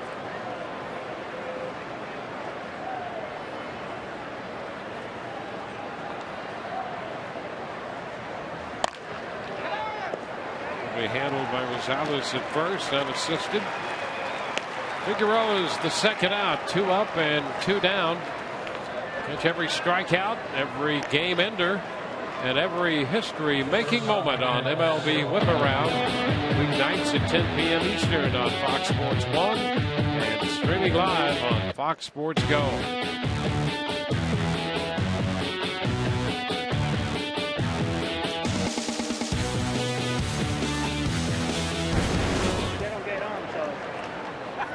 Yunel Escobar reached his first time up and eventually was cut down at the plate.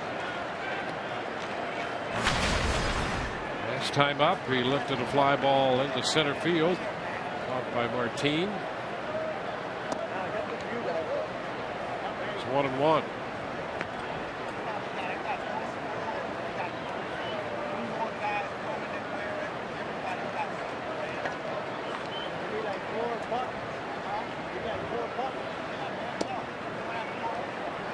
Two balls and a strike. Of the 5 runs allowed by Lewis, just 2 earned as a result of his error. 2-2.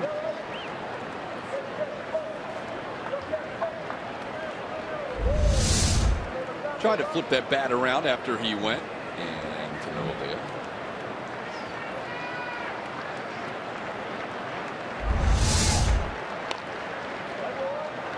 Count holds at 2-2.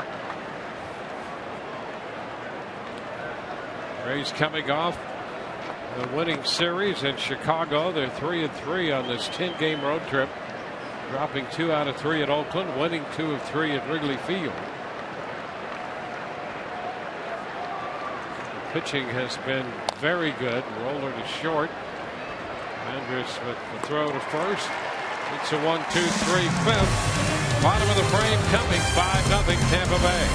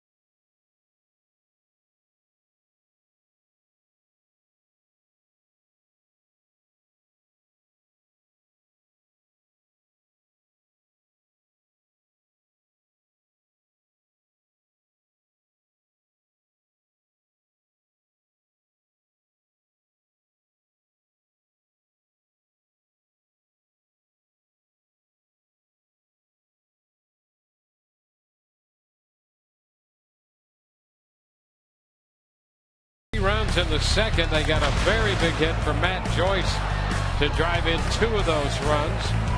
They added 2 more in the 4th on this double by Vid Zobrist. The Rays have this 5-0 lead, and Drew Smiley has made just 54 pitches tonight through 4 innings, allowing just 1 hit, picking up 4 strikeouts. We go to the bottom of the 5th inning. Leonis Martin will lead it off. And the pitch is a strike. The Rays got Martin to hit into a double play ball. Smiley not a big ground ball pitcher.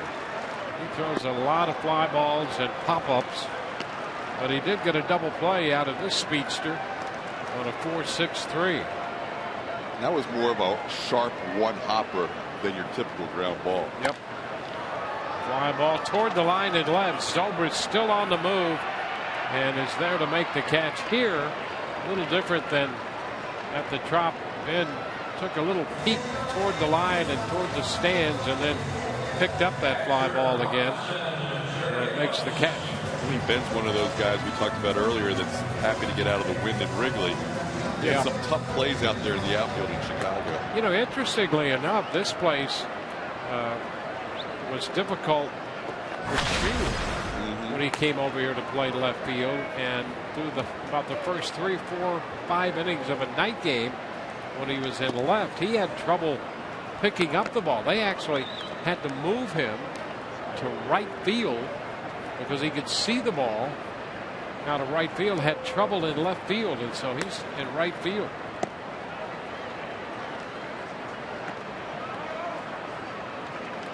Two and 0 the count to Robinson Chirinos.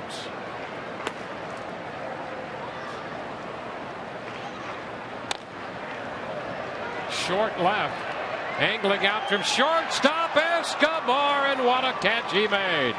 Yunel Escobar got a great angle on that one and makes the catch. And then the jump shot that was missing in the first half of the season, that basketball jump shot.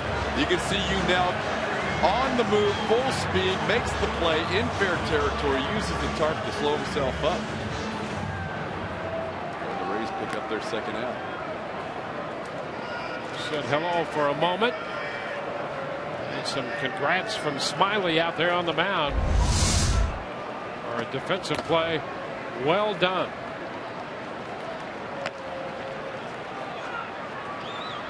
Two outs, bases empty. 1-0 the count. The second baseman Odor. Rougned Odor. 2-0. He's up from Double-A and up a little bit before they had planned for him to be up, but he has shown that he can play second base in the major leagues. He has taken advantage of the opportunity, came into the game hitting over 250.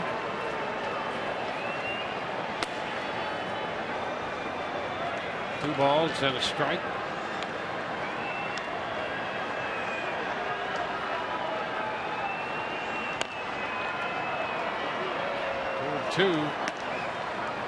One of the benefits when you are in the situation where the Rangers find themselves, hopelessly out of the playoff picture, is you can let a 20-year-old get your at-bats, righty or lefty. He has struggled against lefties, but Ron Washington going to see what he has in this youngster.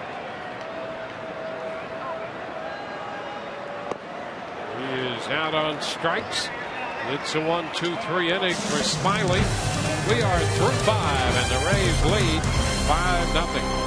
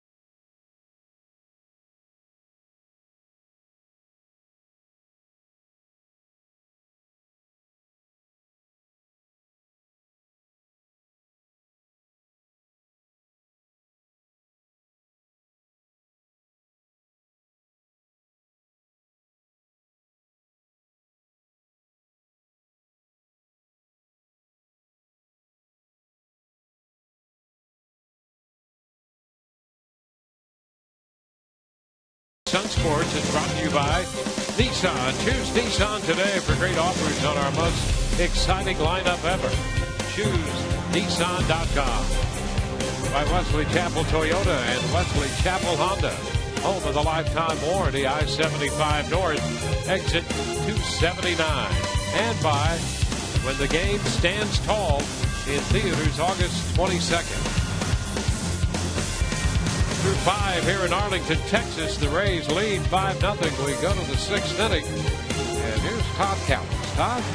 Dwayne, thank you. Joe Madden looking over his lineup card as he will face a new pitcher here to start the 6th inning. Kobe Lewis goes 5 in his start tonight for the Texas Rangers. Really never was in command as the Rays scored 5 against them in that time. 5 hits and 4 walks. And here is their new pitcher, Bill Klein. Big man, 6'7", 260-pounder. Klein had put together some very good numbers in the minor leagues coming up through the Texas system. Making his 4th appearance here. In fact, this year pitching in the minor leagues, he had not given up an extra base hit at all. Got to the big leagues. First man he faced, home run. Second appearance, first man he faced, home run. First time that's ever been done in the major leagues after giving up no extra base hits at all this year in the minor leagues. How about that? It's a different game at this level. And that first game was in Cleveland. Lonnie Chisenhall facing him, the first batter he would ever face. He grew up in Columbus, Ohio. We had a lot of friends and family in there for that game and did not start so well. But now his 4th appearance, and the first batter he will face is Kurt Casale. Casale, Kevin Kiermaier back to the top of the lineup for Desmond Jennings here in the 6th. Rays leading 5-0. 5 runs on 5 hits against Lewis, who walked 4. He also hit a batter. Casale reached on a fielder's choice when Lewis threw the ball wide of third and also struck out looking his last time up.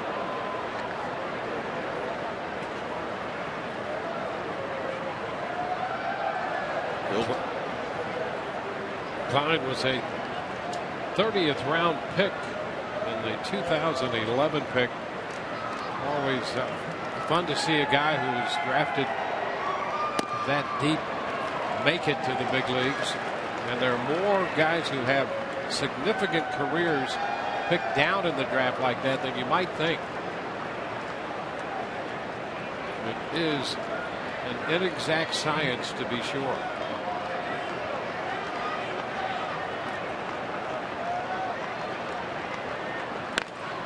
Breaking ball sent shallow right. Chu on the run, and he makes the sliding catch for the first out here in the 6th inning. Casale, who had a couple of hits in the game yesterday in Chicago, getting to start tonight, making a bid for one right there. And Chu's been playing this year with a bad foot. That has cost him some of his defensive prowess, but made a nice sliding catch there. Here's Kevin Kiermaier. He walked, stole a base, and scored a run his last time up. He also struck out 0-for-1 officially. There's a fastball, swing and a miss. It'll be a fastball, slider, cutter repertoire for Phil Klein in his 4th big league game.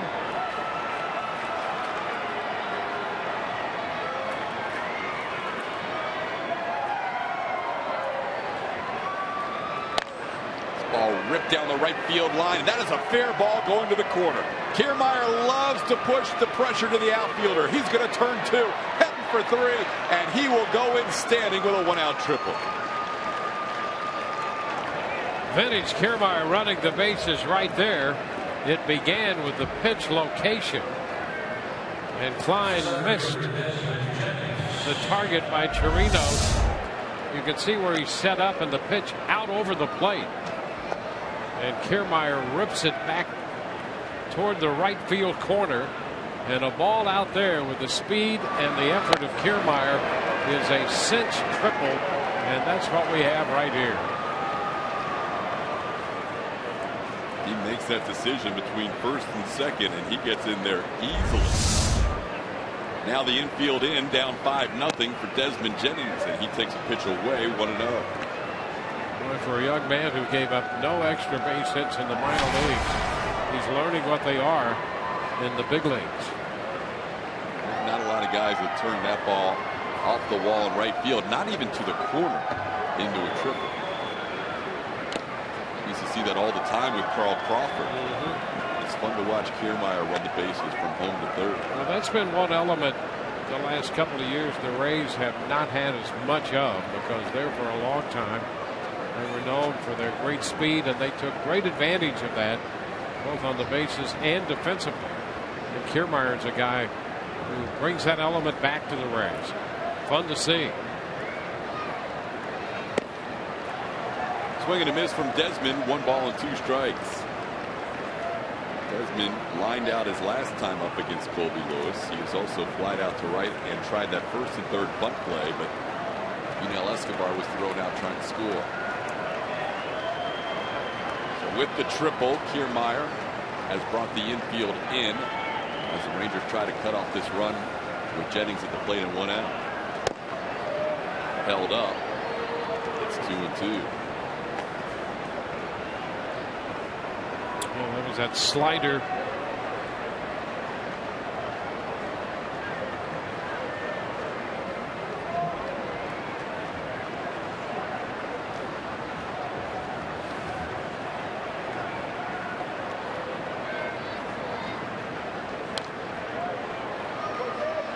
Stays 2-2 on Desmond Jennings.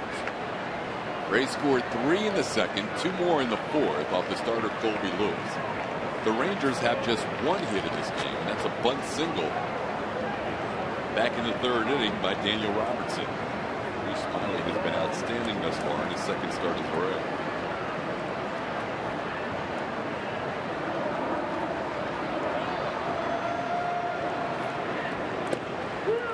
There's a called third strike on the outside corner. Jennings goes down looking for the second out here in the 6th. Well, they made a nice pitch here. To the slider up a bit, but on the corner. Away enough. And Jennings looked at it for strike 3. So now the infield back to normal depth, but Klein will have to deal with the hottest Tampa Bay Ray at the plate, Ben Zobrist. Zobrist has singled, walked, doubled homer on his last time up, and also scored a run.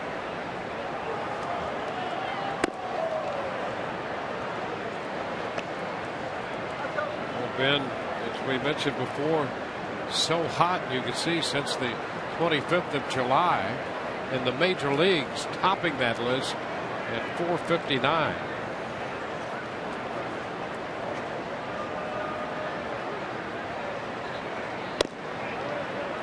He's been on base at least 3 times now in each of his last 5 games.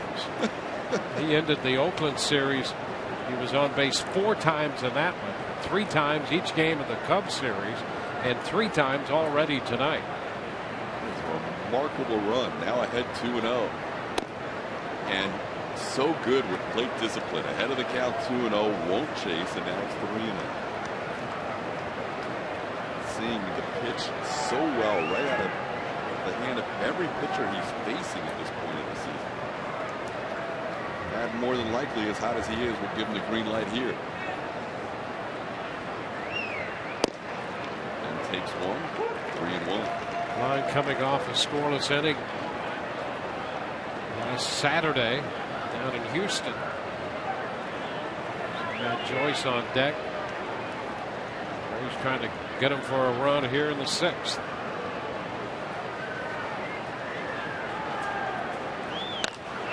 Popped high in the air on the infield.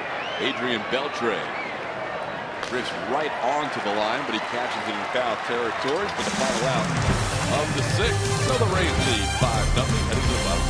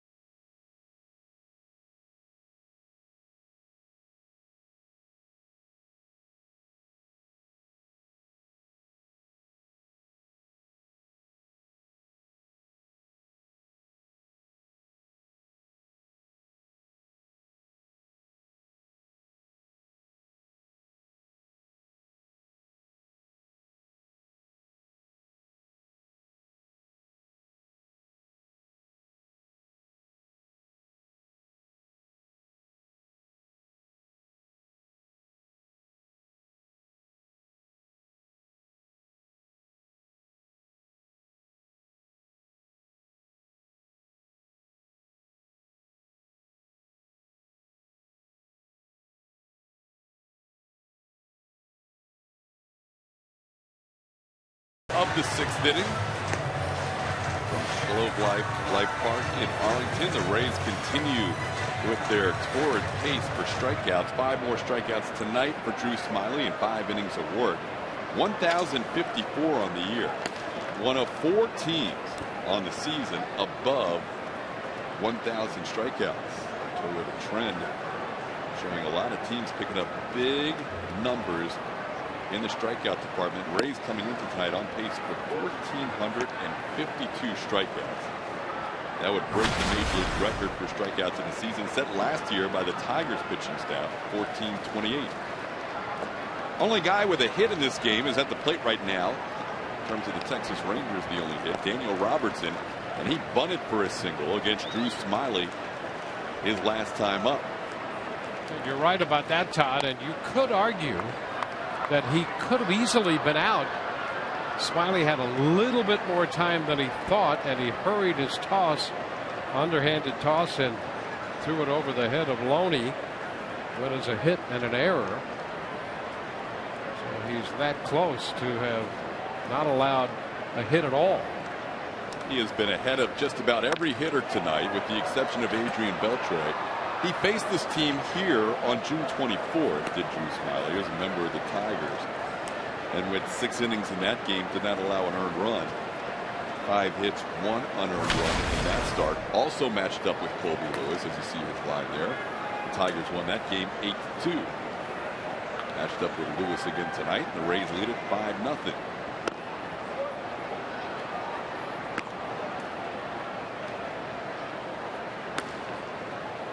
Smyly's thrown a lot of strikes, 13 of 18 first pitch strikes tonight.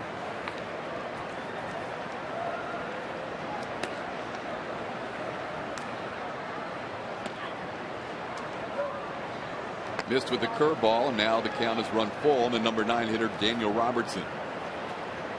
Robertson playing left field tonight. Alex Rios out of the lineup. He's been bothered by an ankle injury, re-aggravated it in yesterday's game against the Astros, sliding into home plate. In the air just beyond the infield, Cole Figueroa will make the play for the first out. And with that, let's check in once again with Kelly Nash. Hi, guys. What do fans have to look forward to this weekend on Sunday against the Yankees? They're giving away this Mr. Happy bobblehead. It's presented by Tradewinds Island Resorts. Kids 14 and under will take this home until supplies last. You know, kiddies, they love the bobbleheads no matter who's on them, so I know they're absolutely going to enjoy this. I call it a little ball of sunshine, guys. Where's the bobble part? Oh, there you go. Little action here. Not much. Shih Tzu Chew. There you go. Mr. Happy and Kelly Nash. Very happy. Shih Tzu Chew will be the hitter with 1 out and nobody on. Lefty on lefty, and Chew hits one sharply. Cole Figueroa, nice sliding play. A sidearm toss for the second out. You know, one thing you really like about Figueroa, he hasn't had much of a chance to play, but when he does, he is prepared. You know, he gets good at bats, he works at bats, and he is a very sure-handed infielder. A nice little play right there by Figueroa. That ball bounced right near that lip cutoff, too. And that can make it a tough play. He's pretty smooth. Yes, he is. His daddy was a smooth infielder in the Cardinals organization, mostly in the minor leagues, Bien Figueroa. His dad was a star at Florida State. Cole played his college baseball for the University of Florida. And that has been the source of a lot of arguments in the Figueroa household over the years. Hey, there's nothing like balance. You know, let's just be fair. And Bobby Bowden was out at our place the other day, throwing out the first pitch. Cole was not the catcher for that one. 2 outs, nobody aboard, as Smyly is missing right there to Andrews. It's 2 balls and 1 strike on the Rangers shortstop. But you're right, though. Not playing, getting a start every once in a while, and being solid defensively. A lot tougher than people would imagine. On the ground slowly towards Escobar. Unell with the throw, and another solid 1-2-3 inning for Drew Smyly. He's retired 7 in a row. We're through 6. Rangers 5.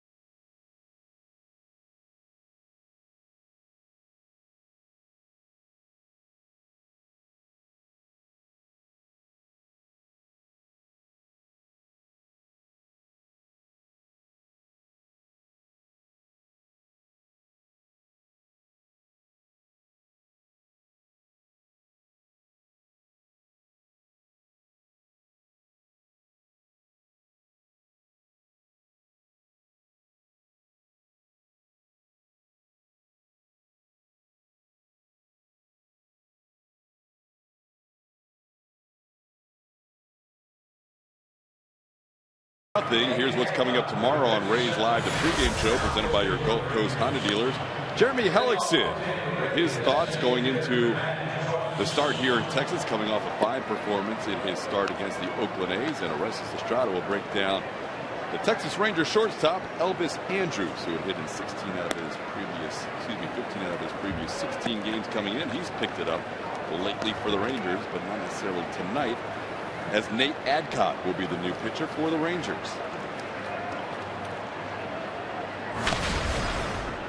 Adcock making his 6th appearance, and a little more velocity out of Adcock than we have seen tonight. He'll be 93, 94. The fastball, he worked a couple of innings Saturday against Houston, gave up a run on a couple hits.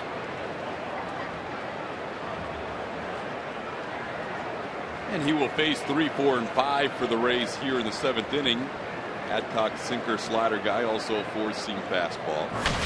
Matt Joyce has been on base all 3 times and has perhaps the biggest hit of the night back in the 2nd inning for the Rays. There's that fastball missing badly outside at 94 miles an hour, 1-0. Joyce came up with a bases loaded 2-out single into right field to give the Rays a 3-0 lead.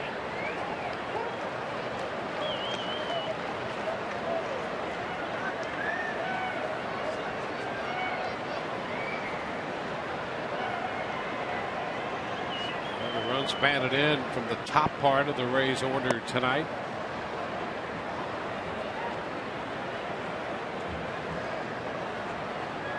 And Joyce, the 2 RBIs you mentioned in the 2nd, very important, because Lewis was really wobbly in that inning and was almost out of that big jam. The Rays were on the verge of settling for just 1 run. That was a big, big spot in the game, because you're right. Lewis was teetering both the 1st and the 2nd innings and got through the 1st inning. He had only allowed 1 run there in the 2nd until Joyce was able to come through with that 2-out base hit.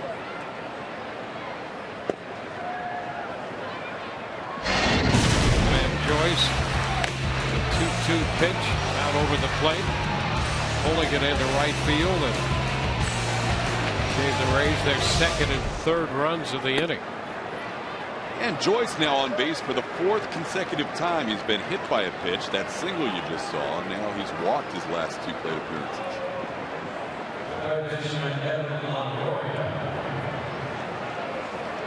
And here's Evan Longoria. He had an RBI base hit his last time up. It was thrown out trying to stretch it to 2. Good to see Longo pick up an RBI in a place where he's really had good success in his career, especially lately. Yeah, over 400 in his last 10 games here with 5 home runs. And he's been looking for that hot streak all year to put a sustained drive together. And as he has said earlier, he comes to the park every day, does his work, and he's looking for that streak. Confident that sooner or later he's going to get back there. And the thing about Evan is, year in and year out, he finds that streak at some point. So now with 45 games to go, you're almost thinking it has to happen soon, because we haven't seen it all year. He's always been hot at one point of the season as Mike Maddox comes out to discuss things with his big right-hander, who's fallen behind Evan Longoria 2-0. Yeah, Adcock walked Joyce, and command here in the first few pitches an issue already for him. Maddox trying to get him on track. Adcock last pitch Saturday in their series against the Astros, went 2 innings, allowed a run, threw 33 pitches in that outing. Rangers lost the first 2 to Houston before winning yesterday. There's a 2-0 fastball for a strike, 2-1.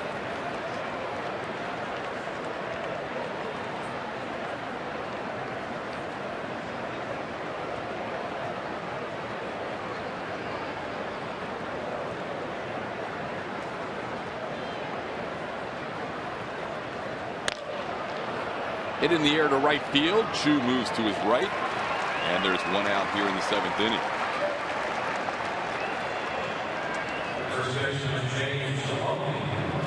So one out, a runner on first base. And James Loney will be the hitter. James coming off that series in Chicago with just one hit at Wrigley. 0 for 3 tonight. Had been very hot coming into this road trip, but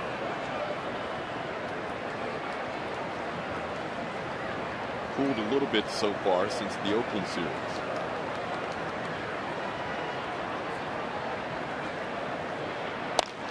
On the ground to the right side, could be 2. Odor to short for 1. Andrews with the jump and the throw for the double play. Nicely turned by the Rangers. That'll do it for the Rays here in the 7th inning stretch time. 5-0 Tampa Bay.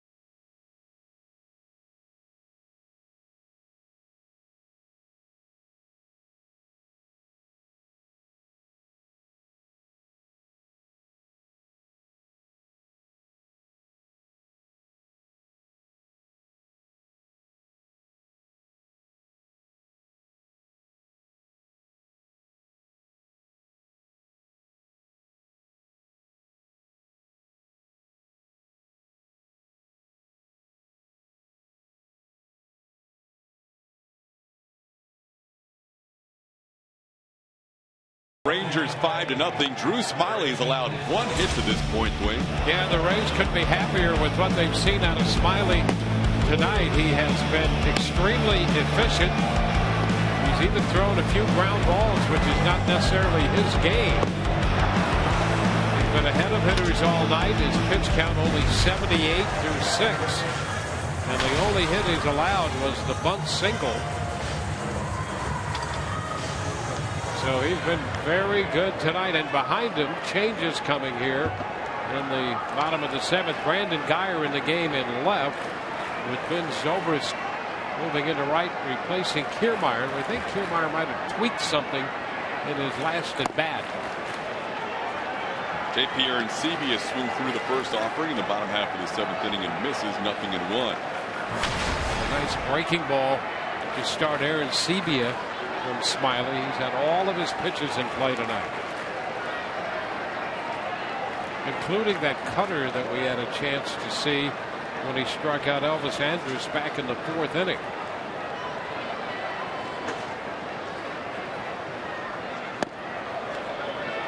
There you go. No sooner said than done. And he's ahead 2 strikes. He's pitched Arencibia tough time. Struck him out on 3 pitches last at bat. The last 2 were good curveballs. Now he's ahead 0-2. Hasn't shown him the curveball this at bat. Tries to get him to chase upstairs, and he does it 1-2. Drew Smyly's gone 7 innings 3 times this year with the Tigers. That's the longest for him this season. Went 7 innings in Kansas City on May 3rd. 7 innings home against Kansas City June 18th, and then 7 innings at home against Cleveland on July 20th, pitching into the 7th tonight. And as Dwayne said, his pitch count is in great order right now at 82 pitches. here in the 7th. Here you see the breakout. Just one inning of more than 13 pitches. And he gets JP's Aaron Sebia for strikeout number 6. Second time. That was a well-placed fastball there. Went under his hands at 92. Here's that Kiermaier at bat. This was before the triple. And you can see catching the small of his back there. So we're thinking that might have been, that preceded the triple. Only in true outlaw fashion you get hurt before a triple. But he did look like he was in a little pain even after he stood in at third base. So obviously the Rays not taking any chances. But it did look like that previous swing bothered him a bit. Yeah, and the good thing about it is that it appears to be a precautionary thing as opposed to anything that was a major issue. Another pitch running in on Beltre. He's walked him twice and retired the first man ahead of him here in this inning. Yeah, Beltre is the only guy Smiley's had any issue with his command against. He's walked 2, both times has been Beltre. He's allowed just the one single, a little bunt by Daniel Robertson, and that's it. We're in the 7th with 1 out, and Smiley has been in command throughout. And we talked about his pace earlier. When you have a staff that has a lot of guys that take time in between pitches, and then all of a sudden Smiley pops in after the trade, he just picks up the sign and goes. It is a breath of fresh air. There's a ball ripped past Yunel Escobar into left center field. Geyer is going to come over and cut it off to make sure Beltre stays at first. And a snap throw by Escobar a little bit late. Good pick by Malone. That could have gone around. Well, that gives Beltre 4 of 8 in his career against Smiley to go with a couple walks tonight. Reaching down and hitting the line drive and past Escobar at shortstop. Here that Escobar was just a tick late in reacting to that line drive, and it got by him. That's all you need, a split second off the bat. If you don't react immediately, could be the difference between a base hit and an out. That's only the second hit allowed by Smiley, and only the first one of the non-bunt variety. Now Rosales grounds one back. You know, let's take a look at that line drive out of the reach of Escobar. Now watch Escobar. You know, there is a ready position for infielders, and he frankly is frequently not in the ready position. And I think that was a case where it cost the Rays a base hit. That was a good shot right there. You saw. If you can't be ready behind Drew Smiley, you're not going to be ready, because this guy gets the ball and goes. He's got a 1-1 count with Adam Rosales at the plate. And Smiley working out of the stretch for one of the rare times tonight. Misses upstairs, 2-1. So the Rangers down 5-0. They have 8 outs to play with. You don't want to give them any more life here. So Smiley working against Adam Rosales here, the number 5 hitter in Ron Washington's lineup. No Alex Rios tonight due to an ankle injury. Tried to hold up on the 2-1 pitch, and he did. Rios was examined, and they said there was nothing remarkable about his injury, a sprained right ankle, and could play tomorrow. Boy, that was pretty close, wasn't it? Rosales just checking in time, according to Joe West. 3-1 pitch fouled away, and now the count's 3-2. Fairly important spot here for Drew Smiley, a guy, as we mentioned, who hasn't gone beyond the 7th inning in any start this year. He's now up to the low 90s in his pitch count. And again, dealing with a rare base runner. Hasn't seen many of them tonight, although Beltre's been on base all 3 times. Represented 75% of the base runners in this game. He's been on 3 times. Only Robertson has been on base other than him.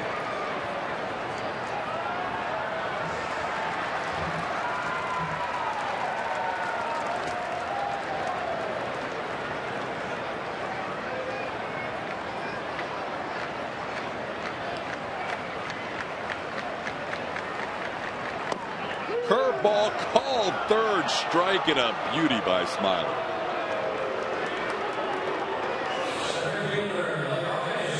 Well, you gotta like what you're seeing out of Smiley tonight against this Texas lineup. And that curveball sweeping across the plate. Alan Porter liked it, and he rings up Rosales. So 2 outs, runner on first base, and Leonis Martin is the batter. Martin hit into a sharp double play his first time up, also flied out to left, finding the count 0-1.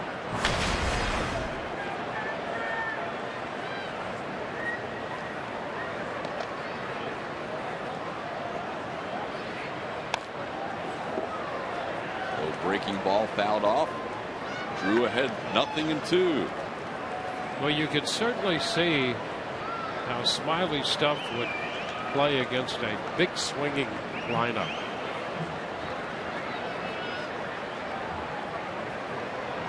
Seven strikeouts tonight for Drew. He's walked a couple. And there's strikeout number 8. Smiley through 7, matching the longest outing of the season for the left-hander. The Rays lead 5-0.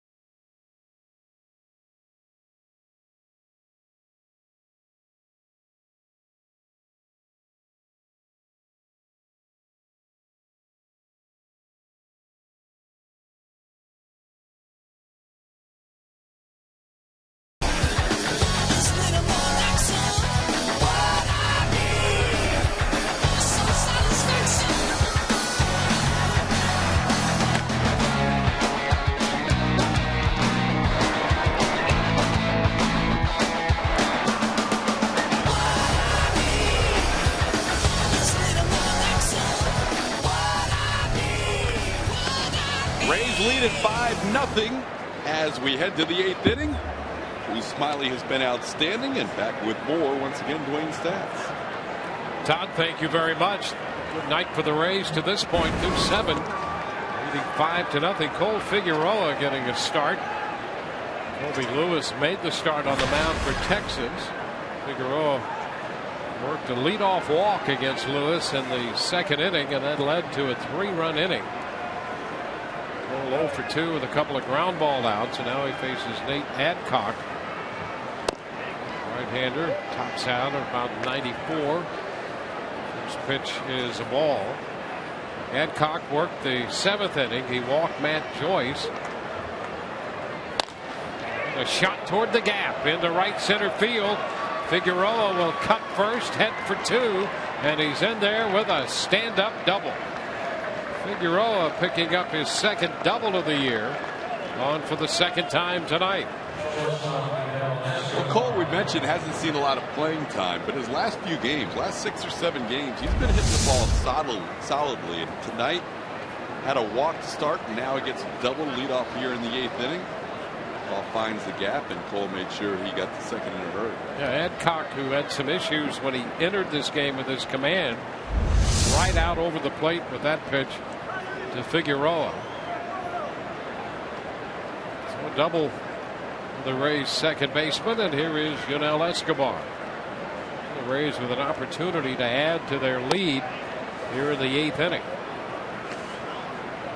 Escobar takes a fastball too low. Escobar had a base hit in the second inning. He is 1 for 3. He was out at the plate when the Rays tried the first and third safety squeeze. 2-0.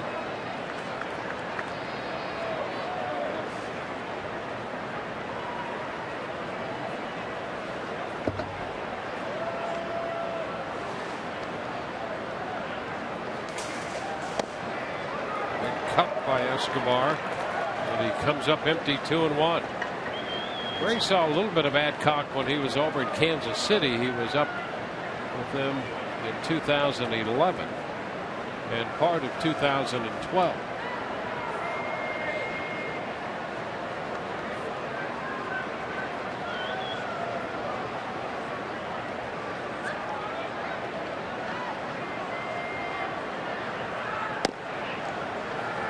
A strike call. 2-2. Reports on Alan Porter, the plate umpire. With a right-handed hitter, he tends to widen the zone a little bit. Not so much with the left-handed hitter up there.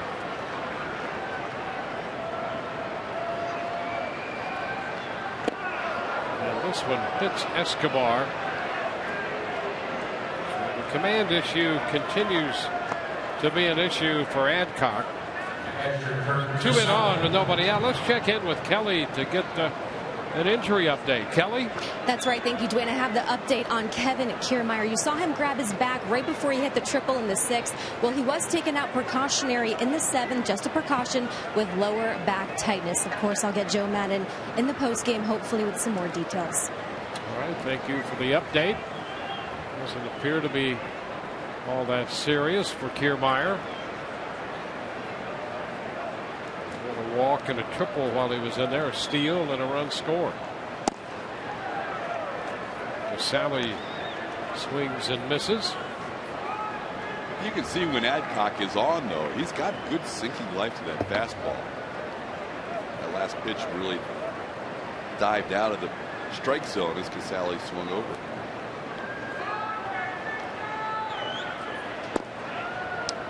Another nice slider right there. Sometimes when that fastball command eludes you, you go to the breaking pitch, in this case the slider, and it helps to find it. But 2 good pitches to the Rays catcher here in the 8th.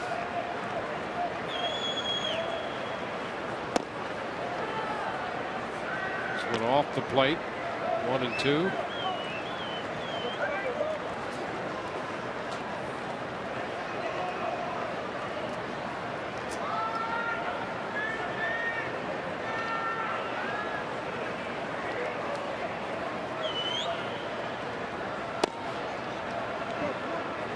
Leaving the count. It is 2-2.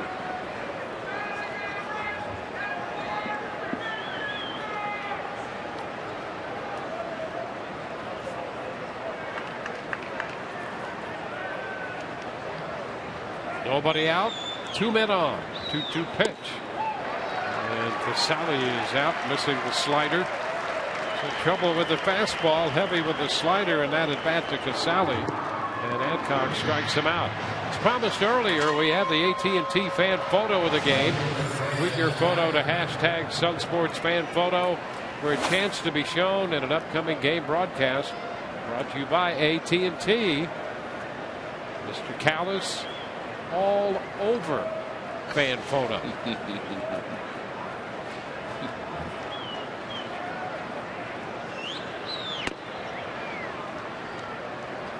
Brandon Guyer. And another slider. This one misses. 1 ball, no strikes. Guyer's first at bat. Kiermaier had been in the 9th spot.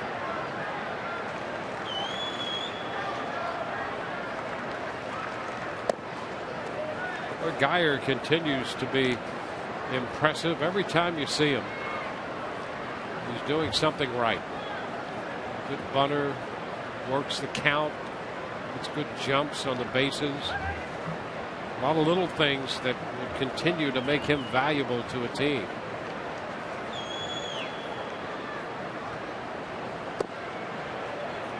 And he's ahead in the count here, 3-0. The easiest thing to do when you get one at bat at night occasionally as a pinch hitter is to expand your zone, as you see Desmond on deck. But one thing that Guyer has really been good at, especially the last few months, is not chasing, and he's making pitchers come across the plate, and even then he's spoiling a lot of good 2-strike pitches, fouling them off, and put together some really good at bats. He takes a strike. Now 3-1.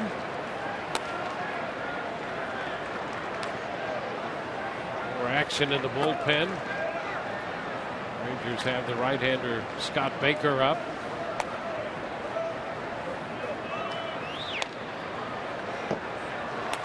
That foul ball will take the count to 3-2. And the Rays bullpen's dormant, which is a good sign for Drew Smyly, which means he has a chance to go deeper tonight than he has at any point this season. Already through 7 innings.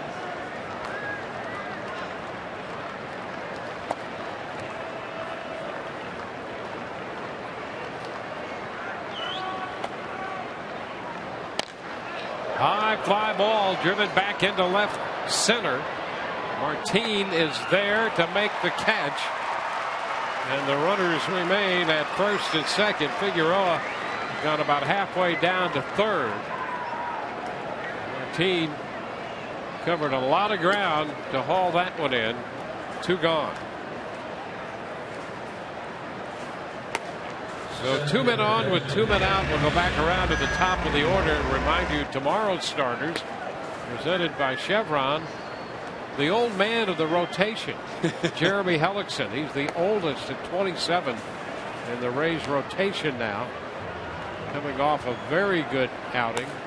Tepesh will be on the hill for Texas in game 2 of our 4-game series. Desmond Jennings takes a pitch too low. Ball, no strikes. Didn't he just win Rookie of the Year a little while ago? He did. How about that? Now he's the oldest guy in the rotation. He is. He's the oldest guy in the rotation. How about that? 1-1. Now you can see Adcock's issues. He has a strong arm, but even within an inning, his command deserts him. He finds it. It deserts him. He finds it again.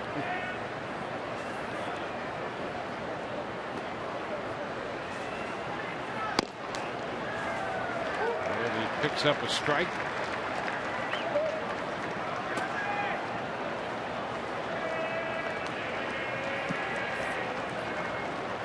One ball, 2-strike count.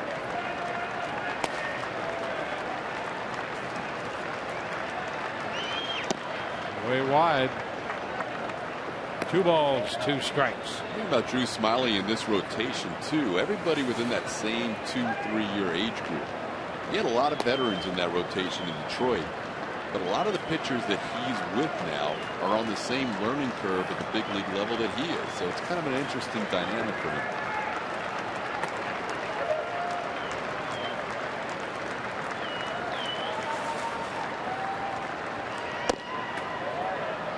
And the count now is full.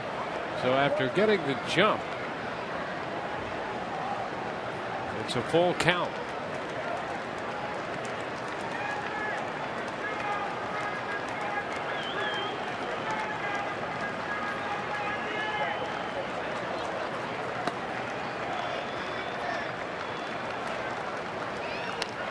And a foul ball in behind Chirinos, who will do that again. The runners will return. And break again here on this 2-out full count situation.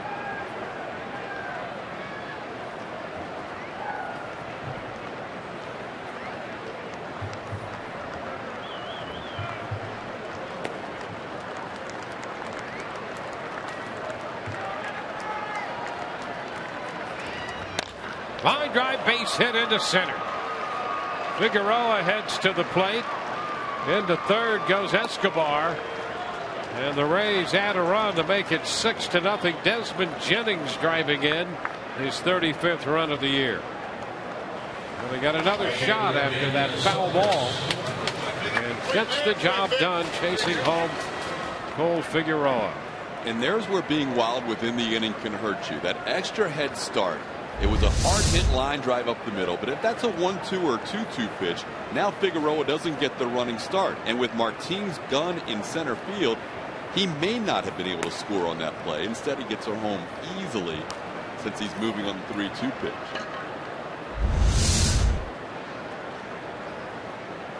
Mike Maddox with a quick visit. Rays picking up their 8th hit, their 6th run. And Ben Zobrist is up again. This will be the 5th plate appearance of the night for Ben.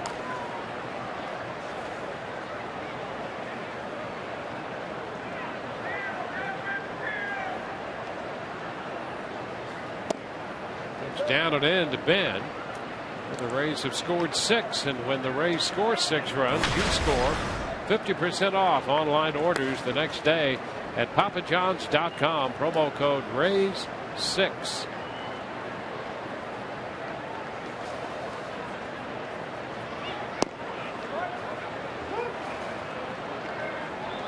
One and one to count.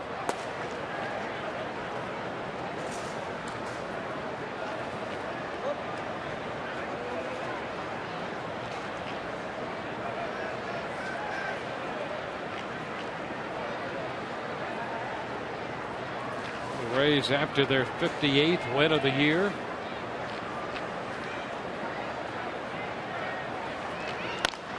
A foul ball.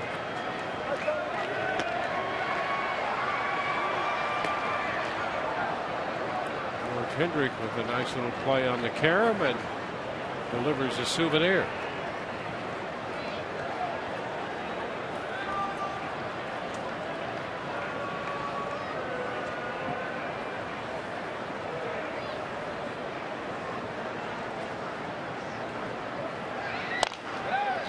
Rolls it to first. Gonzalez makes the play unassisted. The 8th, top half of the 8th is complete. The Rays add a run, lead 6-0.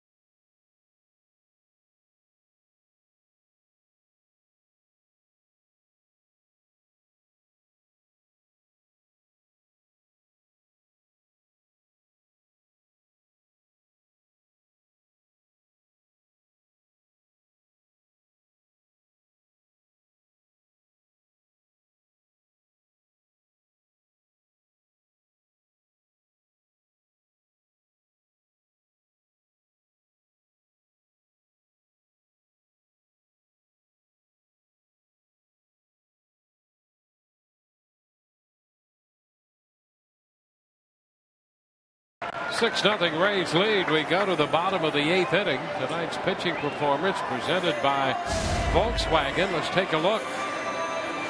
Drew Smyly on the mound, making the start for the Rays. 98 pitches, 7 innings of 2-hit, no-run baseball, 8 strikeouts and 2 walks.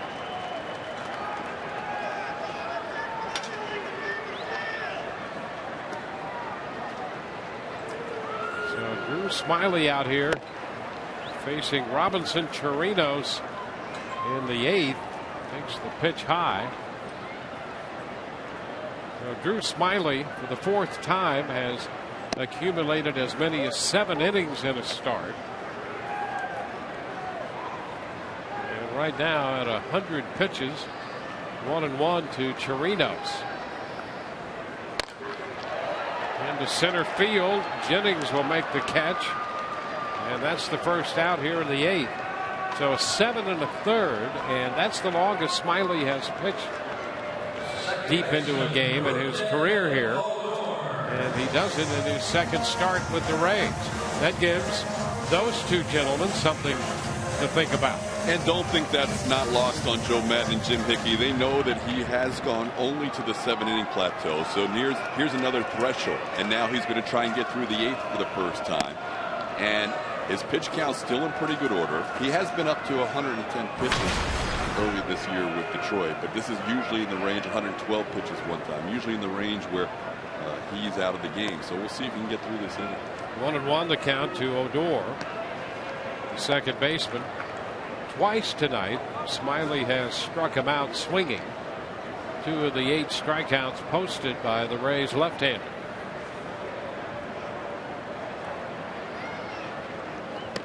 Up and in, that time leads him back. 2-1. Every pitch here is so important as Joe Maddon and Jim Hickey look on, just to see how he handles this new territory in just his 2nd start with the Rays. Popper, Short center, coming on, a diving attempt. Jennings comes up short. Zobus with a pickup throw to second, not in time. A double for Odor. A 2-base hit dropped just out of the reach of the diving Jennings in center field, and Odor picks up his 8th double of the year. That's too bad because Jennings just missed this, laying out full. You can see the ball just bounced beyond his glove, and then a good job backing up by Ben Zobrist. And he actually had a shot at Odor at second base if the throw was on the money on the fly, but just a little bit to the outfield side of the bag and allowed Odor to get into second base.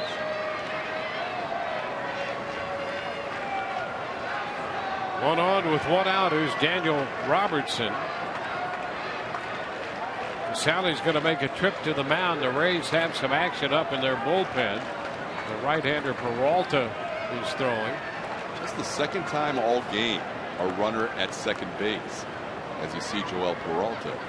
So Casali and Smyly haven't had to work with a runner on second very often tonight, making sure they're on the right page here.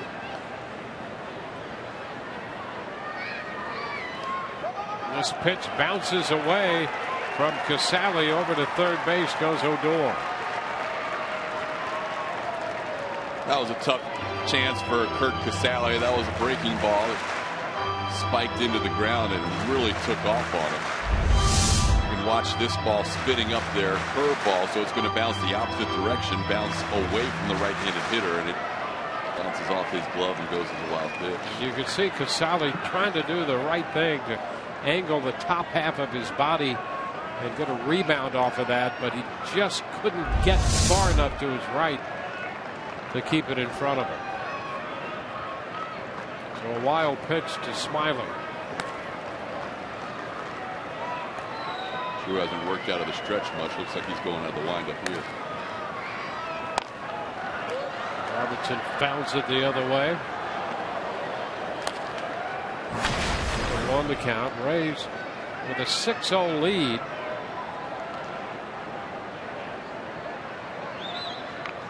And now Kirby Yates is up in the bullpen. Peralta just a moment ago, and now it's Yates up alone. A nice stop by Casale. See him shift that time. A couple of these breaking balls in the dirt. Smiley getting close to the end of his night. Again, uncharted territory for him, pitching into the 8th with an out already retired. Almost picked up that second out. Would have been a nice out if Jennings made the play, or they got him going to second.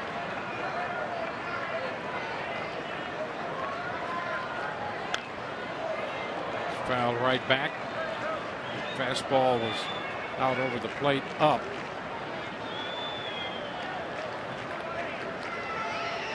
Two and two.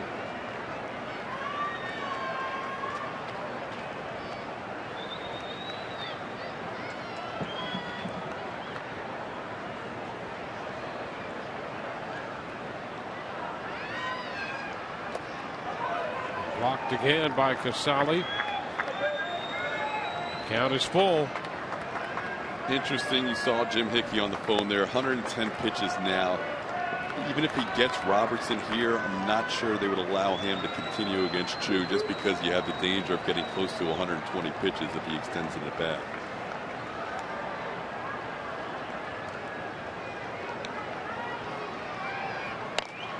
Foul back, and Chu, although he's had a couple of quick at bats tonight, he is a guy who can work the pitch count a little bit. So we'll see. 111 pitches.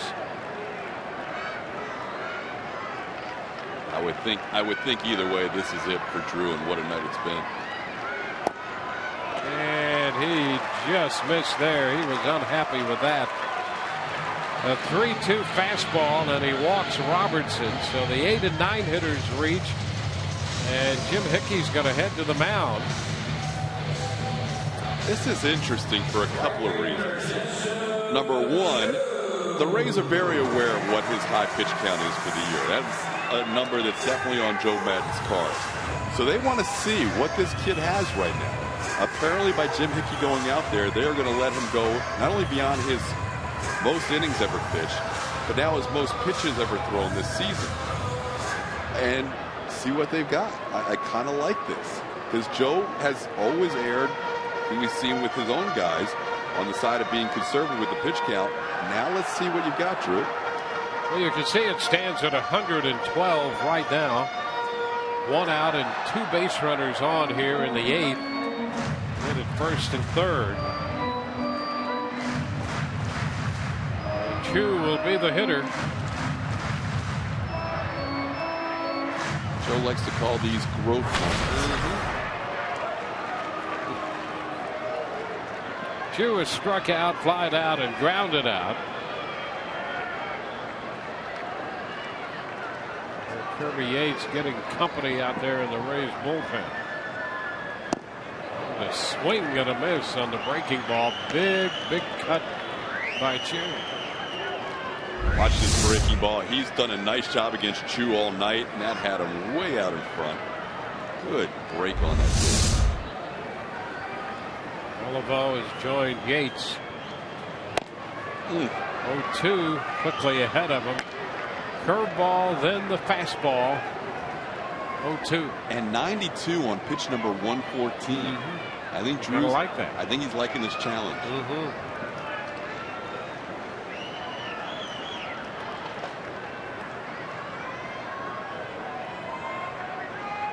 Into the dirt. There goes the runner. Robertson headed into second.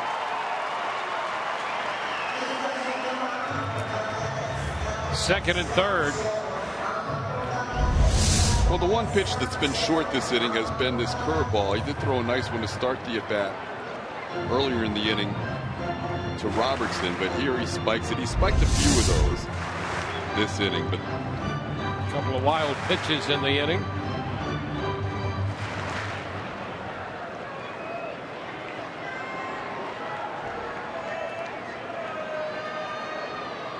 One, two. He got him back with a fastball at 92. Chu is out on strikes. Nice job by Smiley. And now Joe Madden has seen enough. He has to like what he's seen tonight from Drew Smiley. Here's that fastball up. He just challenged Chu Watch how late the swing is, Dwayne. The ball in the glove, the bat through the zone. Chews so late on that riding fastball. What a way to end the night for Drew Smyly. Well, Smyly departs after 7 2/3. Back with the new pitcher in a moment. Good job.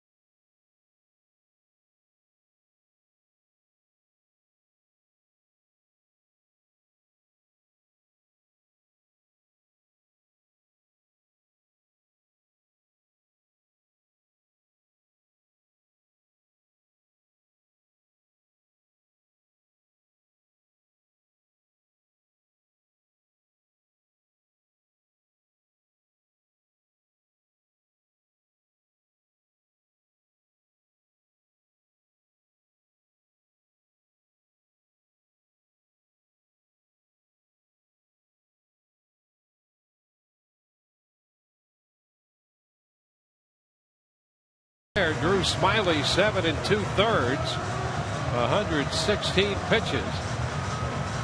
And he has to feel very good about what happened out there on the mound tonight. He really does, Dwayne. The longest he's ever gone in a major league game, 7 2/3 innings, 3 hits. That last one was almost caught by Desmond Jennings, a little bunt base hit, and then a little flare in the left center field. He was on his game from the start, had that breaking ball working early, spotted that good riding fastball up in the zone, had a lot of hitters chasing that breaking ball in the dirt, and it was really impressive to see him tonight in the second base start.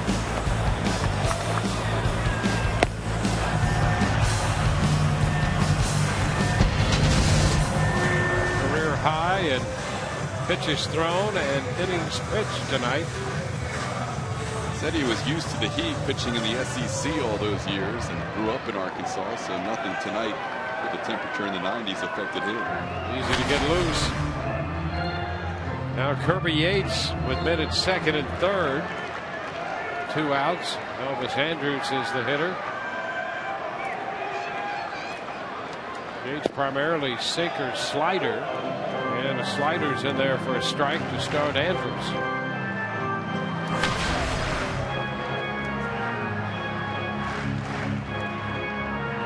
Also seen an occasional changeup from Yates, which was a nice addition. He broke out a couple in that Cubs series.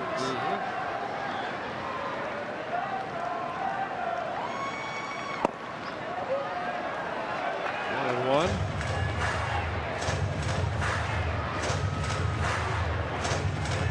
Yates pitched a third of an inning the game yesterday. In the 7th inning, came on to get Javier Baez. It's 2 innings on Saturday and had 3 strikeouts.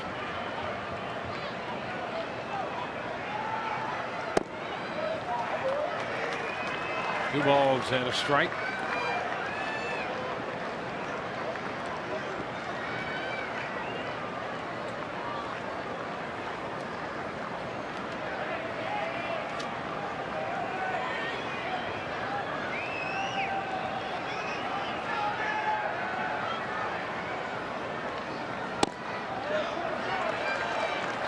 With a fastball there, it's 3-1.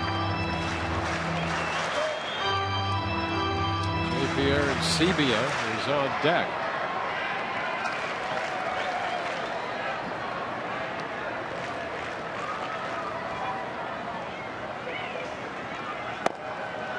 And ball 4. And that loads the bases for J.P. Arancibia. Well, Joe Maddon showing faith in his young rookie right-hander here, facing the 2, 3, 4 hitters in a big spot in the game. He loves Kirby Yates' slider, but the slider's been off point a little bit here, at least in the first batter he faced with Elvis Andrus. Hickey gets the attention of the plate umpire Alan Porter. He's going to make a trip to the mound and talk this bases loaded situation over and go over maybe their scouting report again on Aaron Sebia. You love Star Wars night? We know. Enjoy the Star Wars festivities Saturday, August 30th, when the Rays take on the Red Sox. They get the special event ticket and receive a Rebel Pilot Will bobblehead. For tickets, use the Force and visit RaysBaseball.com/special events.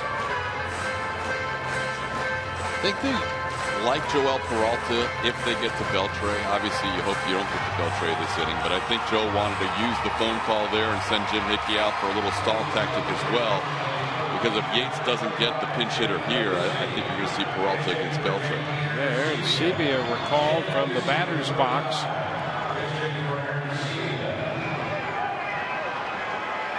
This is a Ducey pinch hit. And here comes Joe Maddon out.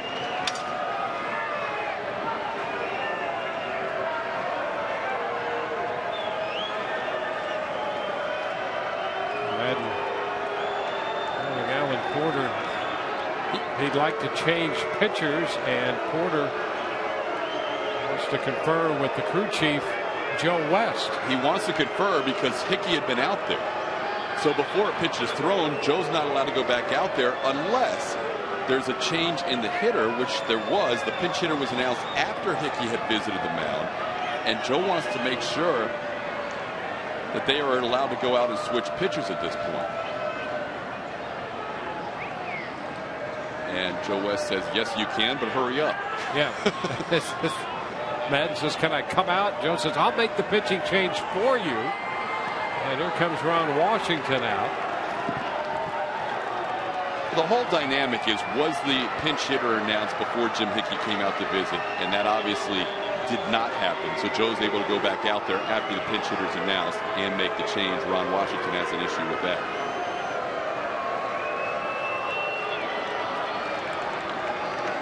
Well, the Rays had Peralta. They also had Beliveau out there. And it appears it's going to be Peralta.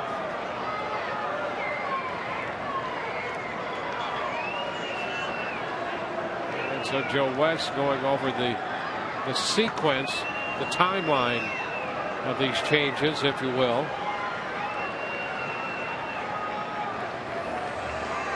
Joe West, the veteran crew chief here.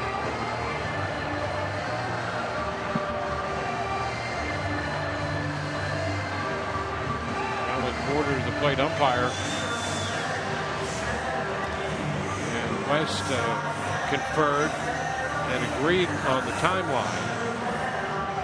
So the Rays make this pitching change, and we'll be back.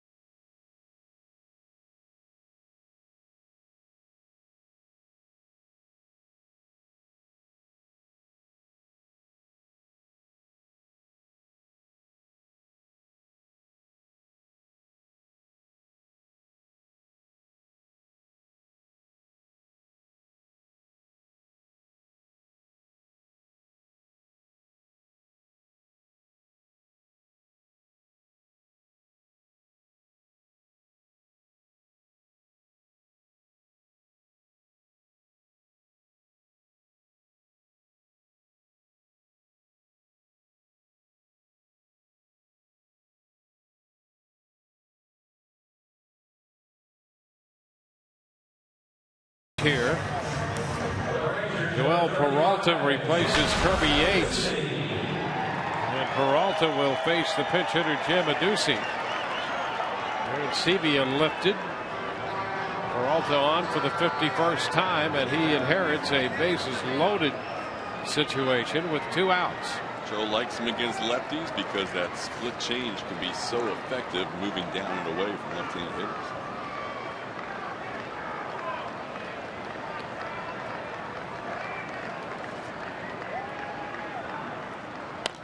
And Adduci comes off the bench swinging and fouling that first pitch away. While all that was going on, the Kansas City Royals moved into first place in the AL Central, posting a 3-2 win at home over Oakland. The Tigers lost their game earlier. They were beaten by the Pirates, so Kansas City's up by a half game in the AL Central. Into the dirt, and it's stopped by Casale. 1-1. Baltimore knocks off the Yankees. Well, the Orioles have won 8 out of 11. They lost yesterday, but back with a win over New York. They have really taken a hold of that Eastern Division. 1-1 the count to Adduci. 2 down and in. Adduci is a big hitter here because Beltre is on deck. The Rays do have a 6-run lead, but you load the bases and get to Beltre in an inning, it concerns you. Yeah, this is the key spot right here. You want to go after this guy. He's been a pinch hitter a number of times this year, but go after this guy, not deal with Beltre with all these runners on.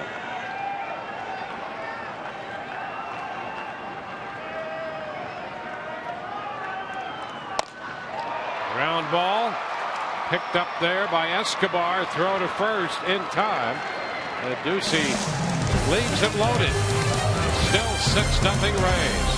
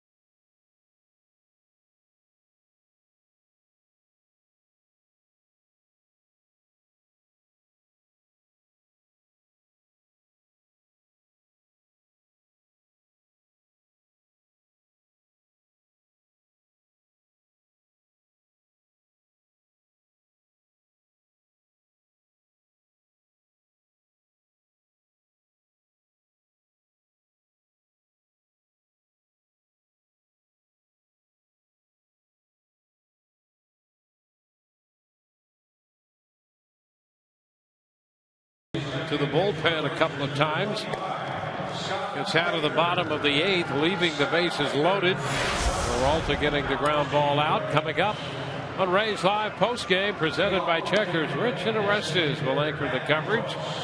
We'll break down what the Rays' top part of the lineup has done tonight. We'll have Joe Maddon's press conference, and Kelly Nash will have interviews from the clubhouse. Our game heading into the 9th inning here in Arlington. And Scott Baker will be the 4th pitcher of the night for Ron Washington. So he's made a few starts, 4 in all for the Rangers this year, appearing in his 20th game, 16 now out of the bullpen, 0-3 with a 5.90 ERA. The throw a sinker, a slider, and a changeup to the lefties. Will also be just sinker and slider to right-hand hitters like Evan Longoria, who's due up second. First pitch, sinker's in there for a strike to Matt Joyce, who's been on base 4 times tonight. That was one hit, and that turned out to be a big one. Ground ball, first base. Gonzalez will handle this one unassisted. So match the first out in the ninth. We found the rule in the rule book that covers that last inning situation, Dwayne. Jim Hickey went out to the mound, did not take out the pitcher, kept Kirby Yates in there, but then Jim Ducey was announced as a pinch hitter. Joe Madden went back out in there. 8.06 C&D says a manager or coach is prohibited from making a second visit to the mound while the same batter is at bat. But if a pinch hitter is substituted for this batter, the manager or coach may make a second visit to the mound but must remove the pitcher from the game, which is what happened when Joe went back out there. So it's right there in black and white. He knew it was way simpler than it appeared.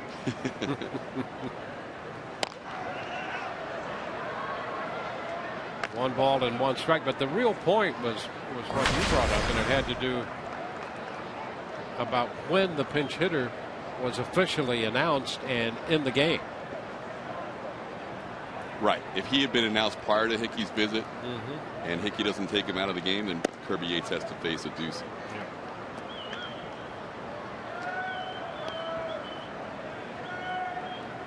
2 balls and a strike to count to Longoria.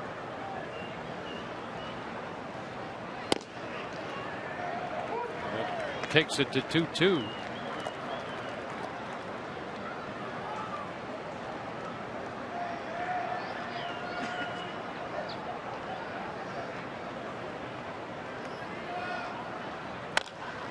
Hot shot to third, comes up on Beltre, but he recovers. Oh, what a third baseman. A couple of the best in this game, and Longoria hit the ball sharply, but at the wrong guy. You're right about that. Just to be able to deaden that ball is a skill in itself, because that was a rocket on one hop that ate up Beltre, and all he tried to do was knock it down, keep it in front of him, and make the play. Here you see it. Evan hits this ball on the line, and Beltre just deadens it. Sidearm toss in time. It's 4 gold gloves down there at third base for Beltre. James Loney takes a pitch high.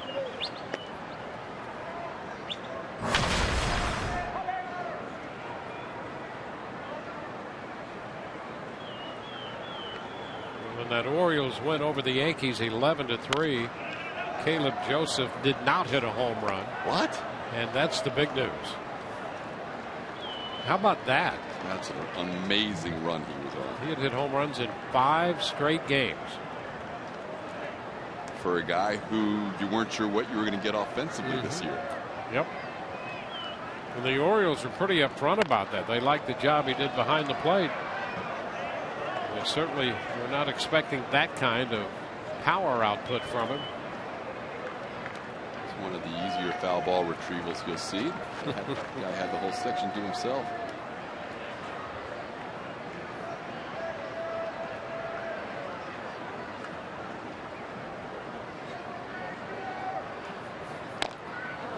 Foul ball right off his foot. 1 ball, 2 strikes. Rays lead this game 6-0. When you're struggling at the plate, you're on an 0 for right now. That's the last thing you need. No padding down there on that shin area. See, he's still wincing. That's not fun.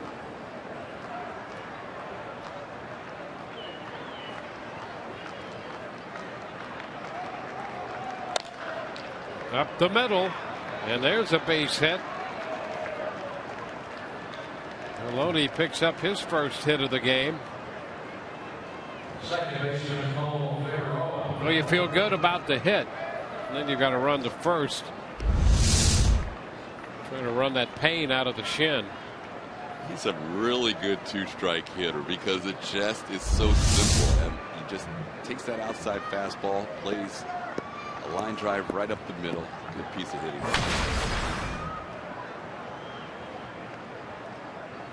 Oh, Figueroa shoots this one up the right field line, fair and back into the corner. Loney hitting third, and Foley's going to send him home, and the throw to the plate is not going to be in time. All the way to third goes Figueroa, and the Rays make it 7-0. So no sooner had Foley fouled the ball off his shin and then singled. In the span of 2 pitches, he's running from first to home. That was an aggressive send by Tom Foley as Figueroa keeps this ball fair down the right field line. With the Rays leading 6-0. This ball stayed in the corner for a little while, and that allowed Tom Foley to send him. But Loney had actually slowed up right here before he got to second base. I think he felt like that might have been a foul ball, and now he has to hustle. So now Escobar takes the pitch for a strike. So a triple for Cole Figueroa. Cole's first triple of his career in the major leagues. And Escobar takes this pitch down, a fastball 1-1. So Figueroa with a triple into the right field corner. His first in the big leagues. And with it, he drives in a run.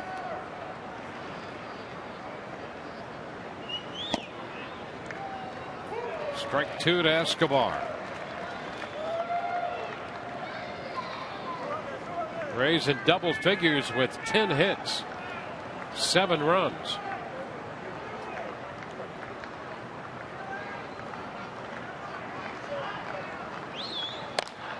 He takes this one into right. Chu is over to make the catch on it, and the Rays are out of the ninth, but they add a run. Bottom of the ninth coming, 7-0 Tampa Bay.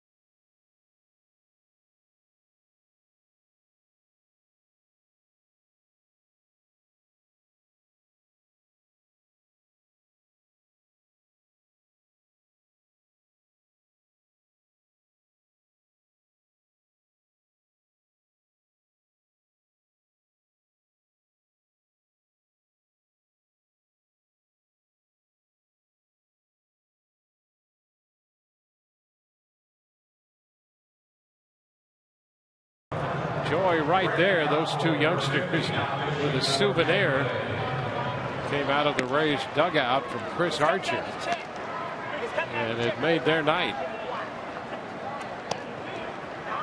Well, the Rays lead tonight and tomorrow night. Jeremy Hellickson will go to the mound. Hellickson coming off Wednesday's win out in Oakland. We'll be with you at 7:30 on Sun Sports. The second game of this 4-game series. Hellickson will be after his second win. Grant Balfour on the hill now for the Rays to open the bottom of the ninth. This is an important outing, even though it's 7-0, for a couple of reasons. Number one, Balfour has given up a run in each of his last 3 outings. You'd like to see him get a clean inning and get some confidence back. And he said he worked on his motion, his mechanics after his outing yesterday. Felt like he was pulling off to the first base side, and that caused him to yank a pitch to Chris Coghlan and cost him an RBI. But number two, Dwayne, you have a chance here for a win without getting either Jake McGee or Brad Boxberger up in the bullpen. Yeah. And that hasn't happened a lot this year.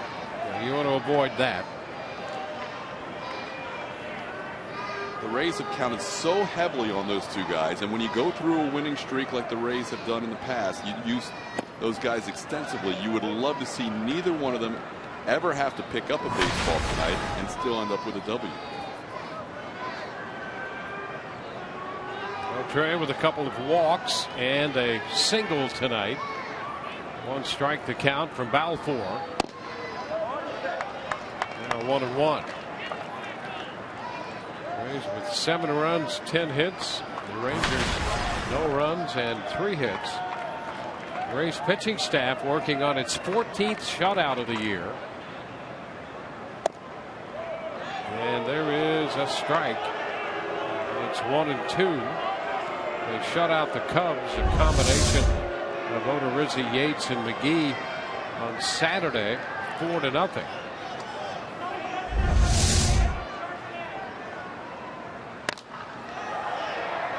Trey pops it up foul in the coaching box, and Loney makes the catch.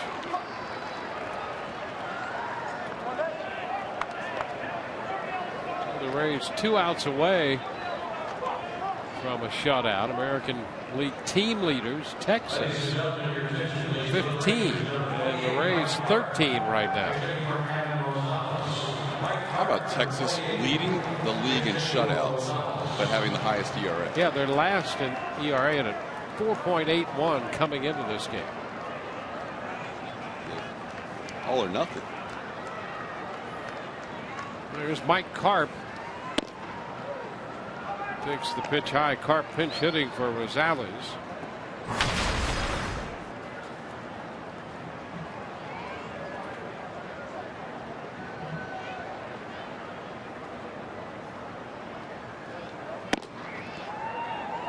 Two and 0.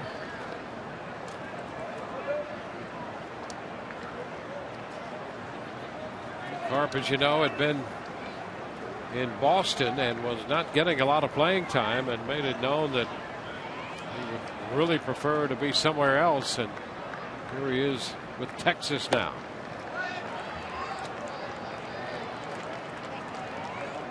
Three balls, no strikes.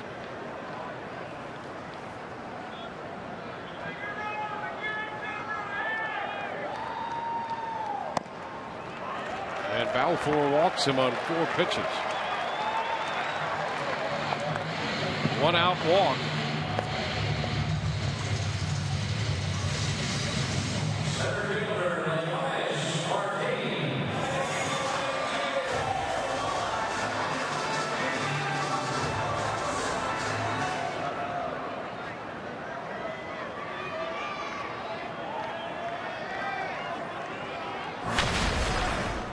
There's Martin with the runner Carp at first, and he's headed to second.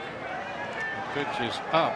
The Rays had Loney off the bag here with a 7-run lead, and so unencumbered, Carp moves up to second base. That was Grant's 34th walk of the season, and that is highly unusual. You look back at his last 3 years with Oakland, his high walk total of any season was 28. For the whole season, 75 games, he's now up to 34. The most he ever walked as a Ray was 33. So this is the most walks he's ever issued in any season in his major league career. That's a strike at the knees. Now 1-1. And by and large, that's been the issue. Inability to repeat his delivery, his inconsistency with his mechanics have led to a lot of hitters counts and a lot of walks this year, which is uncharacteristic from what we've seen from Grant the past 3 years. Big cut by Martin on 1 and 2. That was a nasty slider right there. Watch this. I mean, this is presented as a strike and then just dives down into inside. And that's been the frustration for Balfour. He'll make a pitch like that, and then 1 or 2 pitches later, he'll get hurt on a pitch that's not the kind of pitch that he wants to make. That was a good take. That was another pretty good slider. Had a lot of downward movement, but Martin able to hold off. 2 and 2. And the Rays with this 7-0 lead.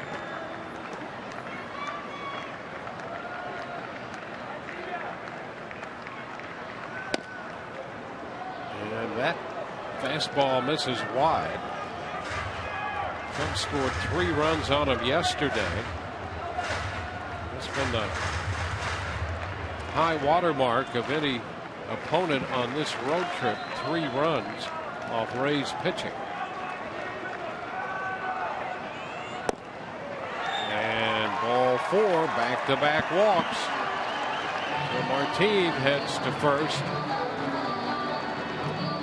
And it really gets to the point with Jim Hickey on the phone now. This is what you didn't want to have to do, make a call to the bullpen and even get anybody up.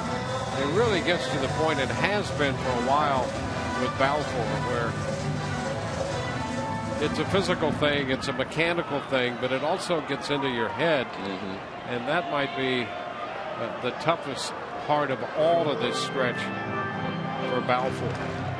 Well, Joe has said before, as you see Jeff Beliveau getting back up in the Rays bullpen, Joe Maddon has said before, I would rather see him give up a single and then a home run in certain cases when you have a big lead than walk the first 2 hitters. He would rather see Grant stay aggressive, trust the fastball, attack hitters. If they hit it out, they hit it out. You've got a big lead, so be it. You're up by 7.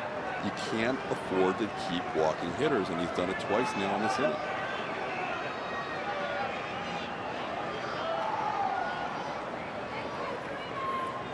Well, Robinson Chirinos, the catcher, is up there for the Texas Rangers, and that pitch way high.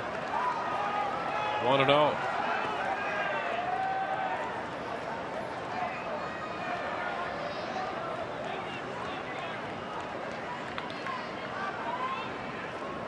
Two 1-out walks, 2 men on. And now ball 2. I'm guessing if Beliveau's ready, he may see Odor, the next hitter. And Jim Hickey's going to make another call to see how close he is to being ready. Yeah, Odor, left-handed hitting infielder.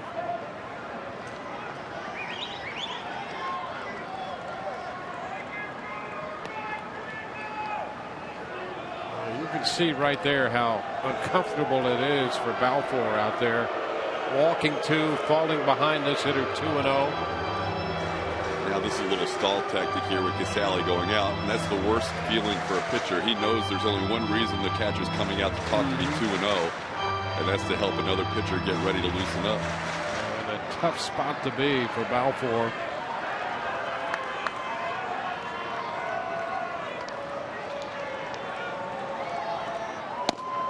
He finds the zone there. 2-1.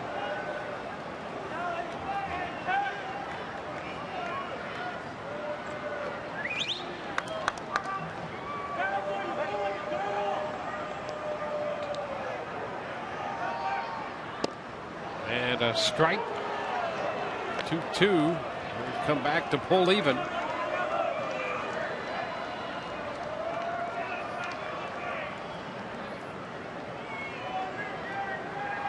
Ned Odor is on deck. And a cut and a miss. So he comes back from 2-0 to strike out Chirinos on a fastball around 92.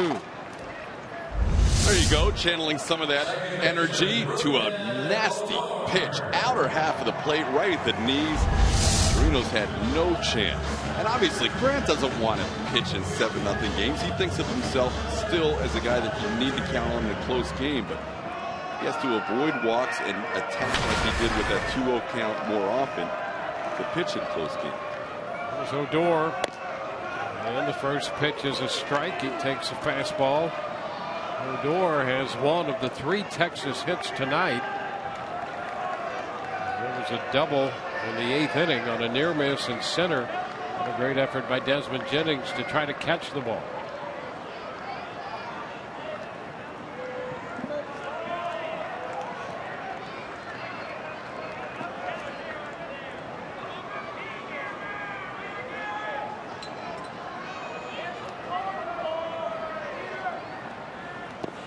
Into the dirt. 1 ball, 1 strike.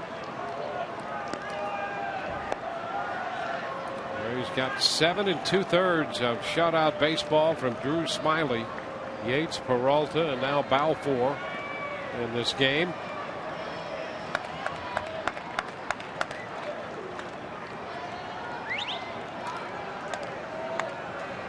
The 1-1. Fly ball to right. Zobrist is there, and the Rays win this one. It's a 7-0 final.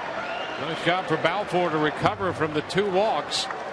And the Rays close it out, defeating the Texas Rangers. And Smiley picks up the victory, working 7 2/3 for the Rays. 7 runs, 10 hits, an error with 9 men left. And the Rays, by this shutout, how about this? Consecutive road games allowing 3 or fewer runs. And the Rays have to go back to 1914. 15 games starting on the 4th of July in 2014.